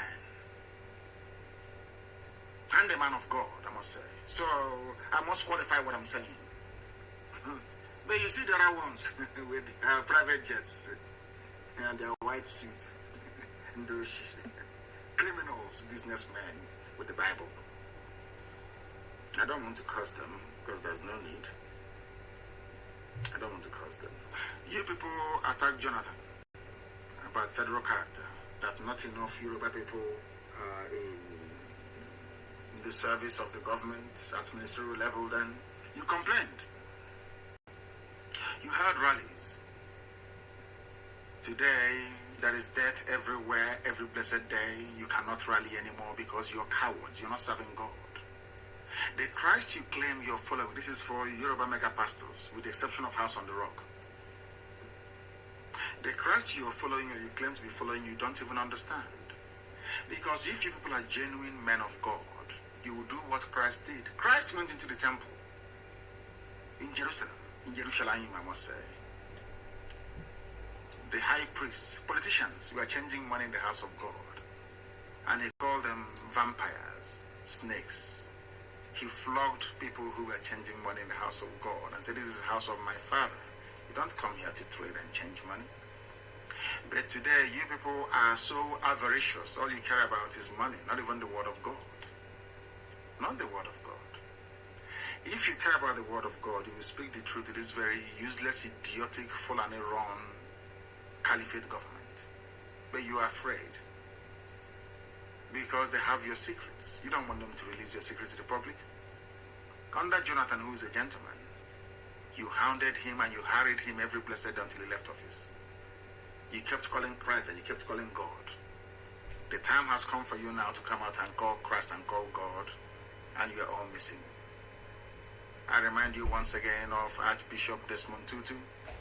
I remind you again of the pastor, the minister for House on the Rocks. He's a Yoruba man, fearless. I remind you of, of course, Ingila is also a very good man, fearless. Mount the pulpits and condemn evil, you cannot do it because you're all compromised, because you're all businessmen. I feel sorry for those of them that go to listen to you people. I feel sorry because those ones are going straight to hell. I feel sorry for them, honestly speaking. Ignorance upon ignorance.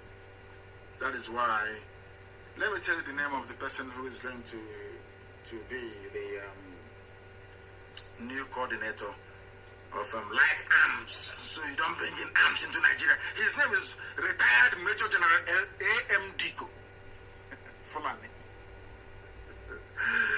Everything is Fulani.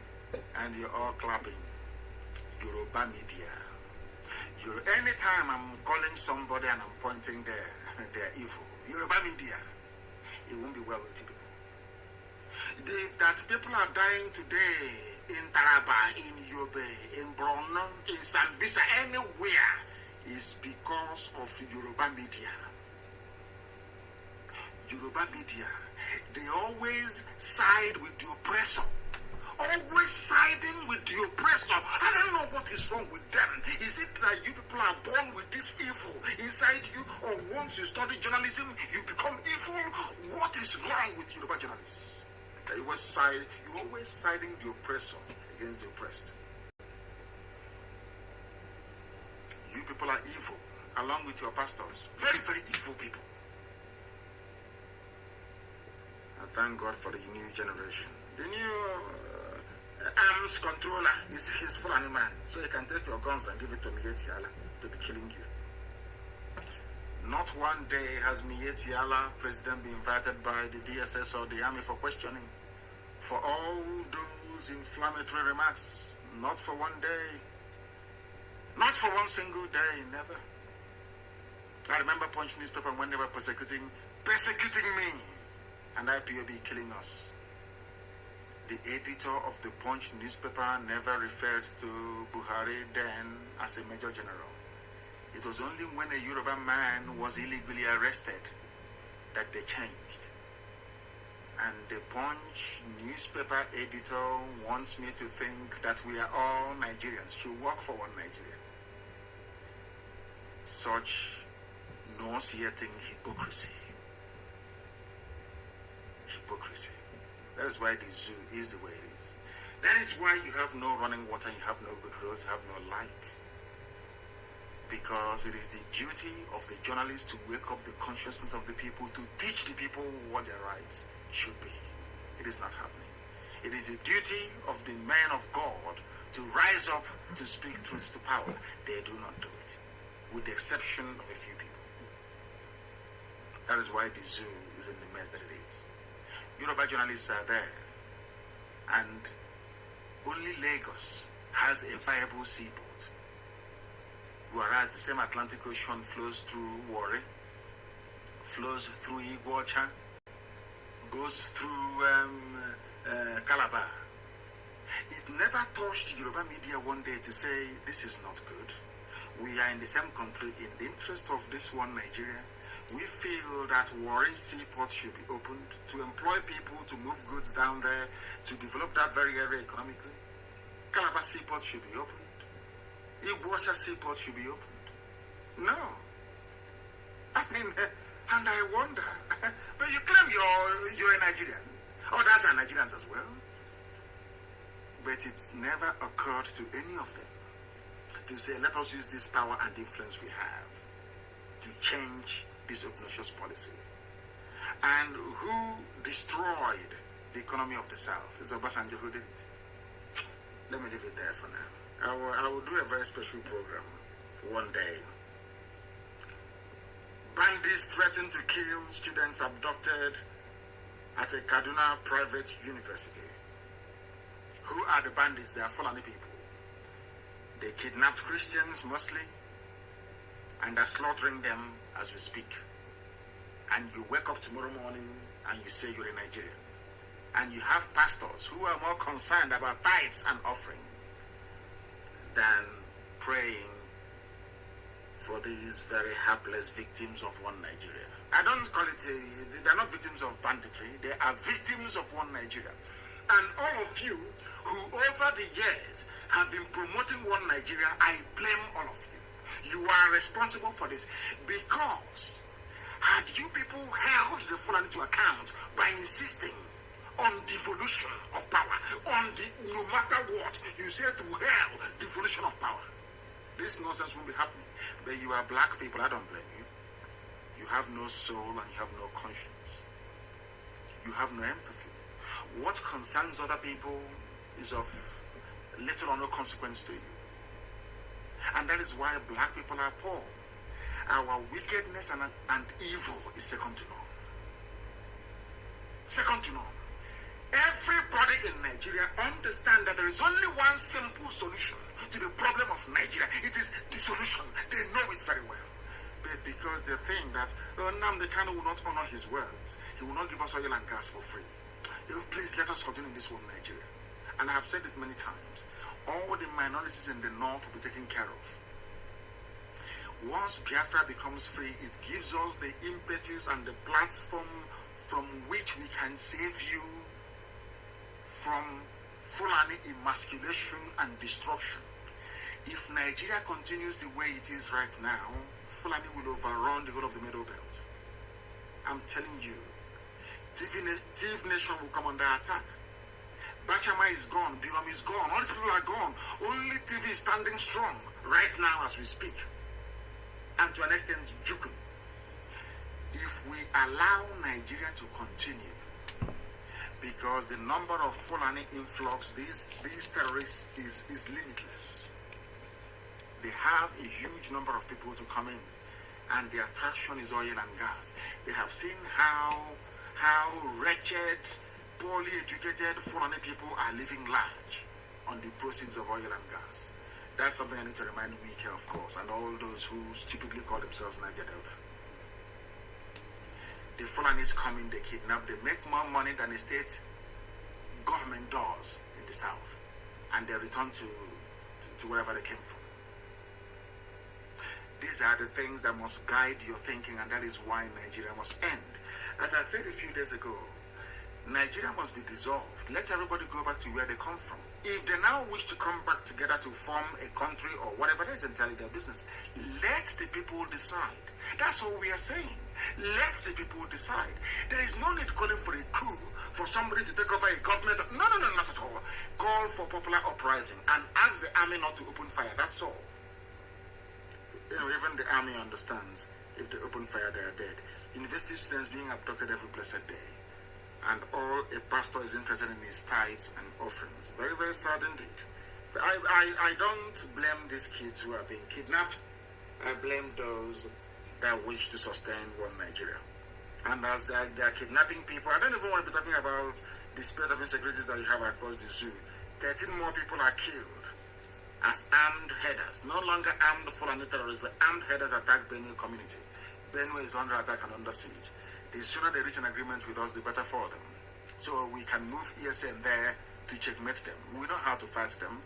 In Ebonyi State, we did it very well, which is just neighboring Benue State. They should come out openly to ask for the help of ESN, and we'll go there and make sure we drive away these vagabonds. That's what we need to do. People are dying every blessed day. Every blessed day right across the zoo, and you know the solution. The solution is dissolution. The solution to Nigeria is dissolution. Once you do that, everybody will be free. There's no need ranting and writing rubbish every blessed day. It doesn't solve anything. Fulani wouldn't understand that. The killings can happen in Benue, not in our land. You come to our land, you kill us, we kill you back. It's as simple as that. If you're police or your army or anybody you kill, just one day. We may allow you 1 or 2 weeks to breathe. After that, you'll be dead. If you kill us, we're going to kill you. So under this climate that you have people saying, South will not be annexed. I don't want to talk about this great harlot. South will not be annexed. Buhari's aid backs weak. Just imagine. The same thing that they did from the Middle Belt. The same thing that some fools did from Yoruba land.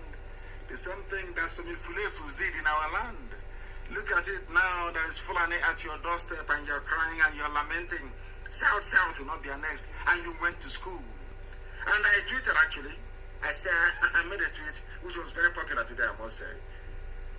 I asked this great harlot. I shouldn't have responded to her, but I had to because to put the record straight. I said to her, if you say that South will not be annexed by Biafra, then tell your Fulani Janjaweed masters to refer to the 1966 coup by Nzogu as a South coup, not an Igbo coup. That's number. I'm sure that will shut her up. And the other lapdog, the other Fulani, Wike is the wife, the husband is Tambua. Ndina loya Tambua. You know, once I don't want to be, this is a family radio, I don't want to go too far. I don't know what they put in his mouth. I don't know what Tambua put in his mouth. Maybe it's lollipop, I have no idea. That is why he's talking rubbish. Talking rubbish. And they talk about South and the Niger Delta, all this rubbish. First of all, Imo State is in Niger Delta, for your information. Abia State is part of Niger Delta. For those of you idiots hiding under Niger Delta to be talking rubbish. That's number one correction. And number two, let us not label ourselves with this whole South, nomenclature, all this rubbish. Where is, who was the, maybe they won't know because they didn't go to school anyway. After snorting cocaine, he'll be talking rubbish. We cannot ask you a question. Where is General Philip Effiong from? And by the way, do you know that General Philip Effiong was the last head of state of Biafra? Head of state, general, head of state. Are you aware of that? Where is he from? He's from South, you know. Okay, so you want people to have regard for you more than the head of state of Biafra land? I'm asking you a simple question. You claim you're from the South. Very soon you'll be very close to Argentina in your Southness. I want to ask you a simple question. Are you telling me that people will have more regard for you than a general, a Biafran general and head of state, Philip Effiong, from your so-called South? I'm asking you.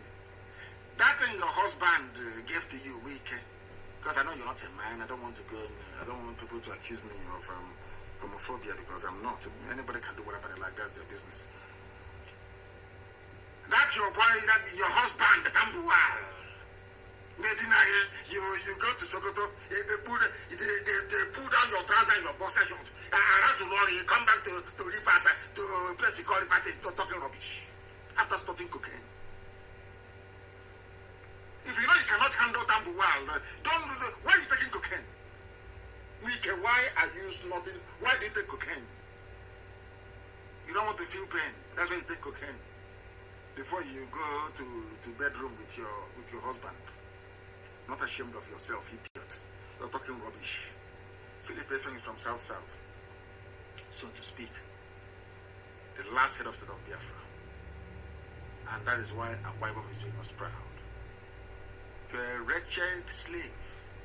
Look at Ken Sarawiwa. Are you more than Ken Sarawiwa?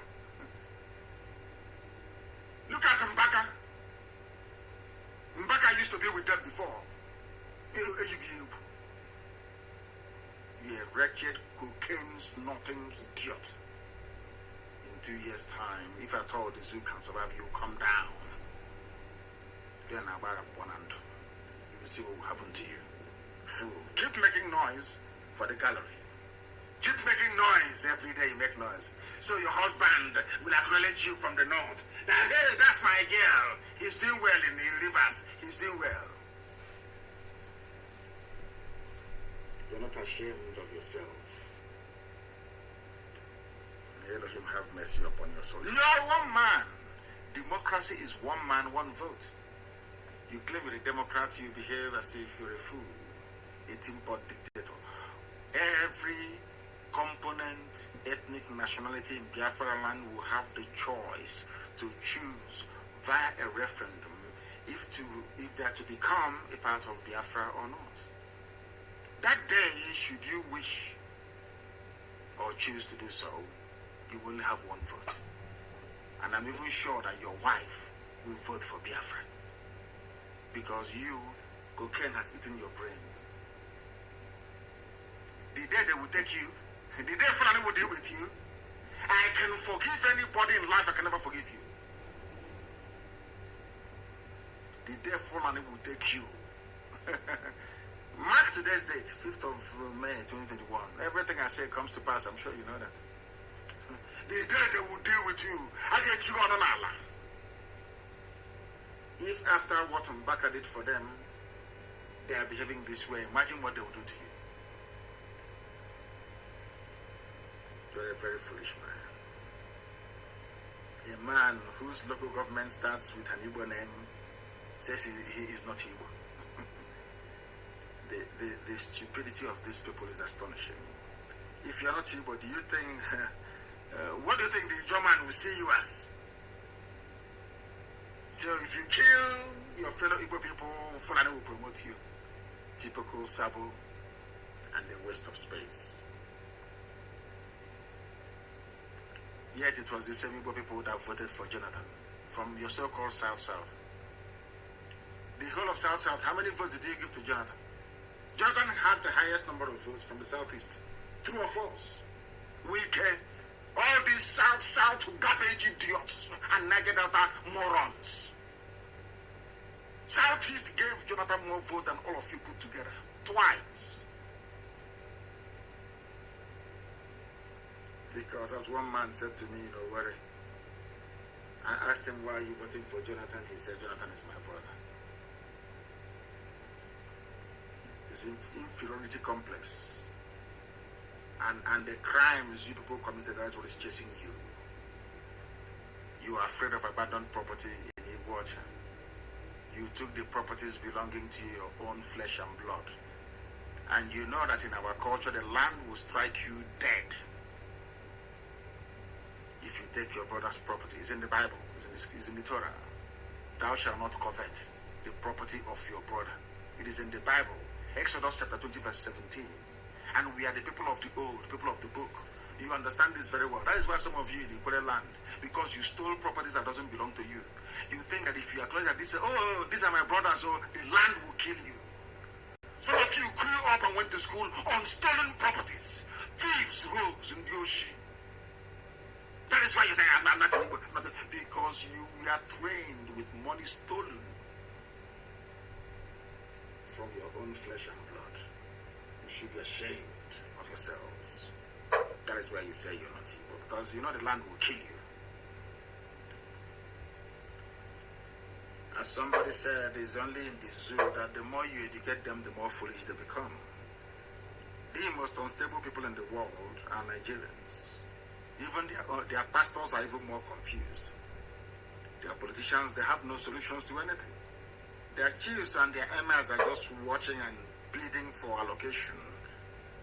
The more you enlighten them, the more confused they become. After all these years, they can't even tell that Buhari is dead. That's how foolish your average Nigerian is. That is why the problem of Nigeria cannot be solved. Because Nigerians have refused to reason. And the only solution is dissolution.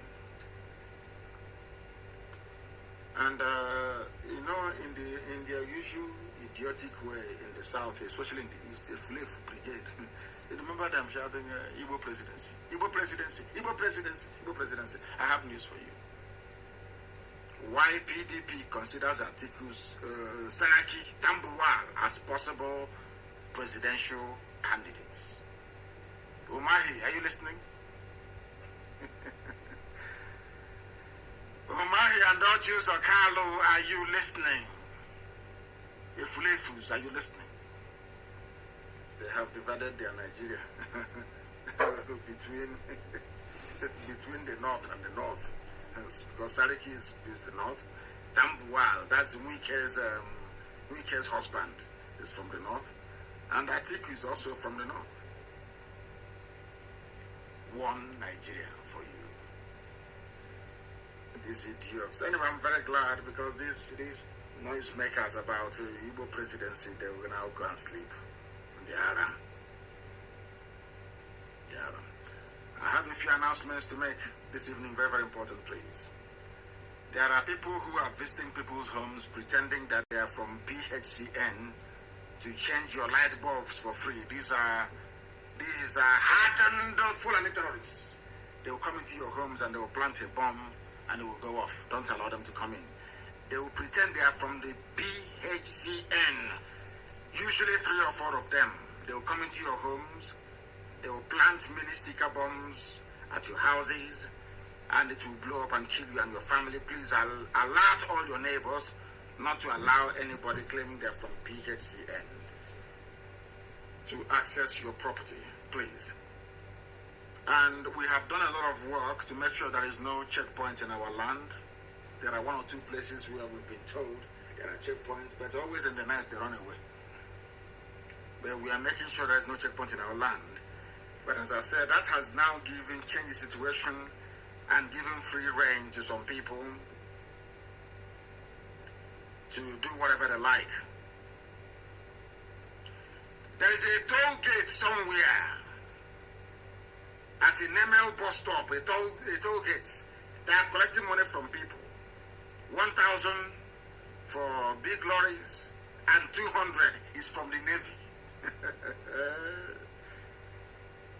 At Inemel bus stop, Navy, Madam Mount checkpoint, close road, collecting money. Before you start crying and feeling sorry for them, tell them to dismantle the roadblock. At Inemel junction, ask them to dismantle the roadblock. And I'm asking the governor of Anambra State to ensure that this happens within the next 2 days. Dismantle that roadblock. I don't want any Navy, Air Force, or any roadblock. I do not want it. Very, very important, please. That you remember this and do something about it immediately. Newi community or Newi town, they formed a vigilante group. That vigilante must be allowed to function in Newi. Because people who are capitalizing on the absence of Nigeria police, that of course they've been driven away. As I said, no checkpoints, I don't want it. People should not capitalize on the absence of police to be committing crime after taking drugs given to them by politicians. Because ESN is in the bush, that is why groups like Newi Vigilante Group must be in the town. Onisha Vigilante Group the same. They will not inform on ESN. If they do, then they are finished. They must be allowed to operate. Newi Vigilante will operate. Onisha Vigilante will also operate to make sure there is no form of criminality during the daytime within those environs. Very, very important, please. And I want to thank my dear brother. I want to thank him. Nnemeka Ehiofo Chosen is called. Nnemeka Ehiofo, thank you very much for your immense support and help. I am grateful, and Chukwu Kikabiama will bless you immensely. Bless you immensely for your support. Outstanding support that he gave to this very noble family. Thank you for that. And on that note, we have come to the end of our program today. And by way of outro, I don't know how I'm going to get it, but I will try to see if I can play this very tune. This is a song put together in a tribute to the late gallant commander Ikonso, and I want to play it tonight. I want to play it tonight as an outro. I will not play our national anthem. I want to play it tonight. I want to play tonight that very song itself. Please, wherever you are, you must be very, very vigilant. You must be very, very vigilant. Very, very vigilant. Please. Because they are abducting, they are killing, and as I said before, the time is coming very, very close when every able-bodied man and woman will enter into the nearest bush to make sure that we kill all these people because they are killing us right now. They are killing us right now. They are killing us right now. Once again, I thank you all for listening. And as always, here on Radio Biafra is our hallowed platform where Biafra means the whole world to us. It means the whole world to us. Biafra to some people may mean something different, but to us, it is more than the pursuit of sovereignty. When people ask me these days, what is your religion? I tell them my religion is Biafran. It is the religion of the ancients, the religion of my forefathers. They worshipped Almighty Chukwu Kikabia Mabinigwe. And that is the God I'm going to worship. And that is the God that I worship. I don't worship idol. Here on Radio Biafra is where we worship Elohim. Nimemwone Izyoku. Because only God Almighty in heaven, Chukwu Kikabia, is our God. From me, from here, it is good evening. And I know wherever Ikonso is, he is watching and listening to us. Biafran's Got Talent exclusive. Ikonso, Ikonso, Ikonso.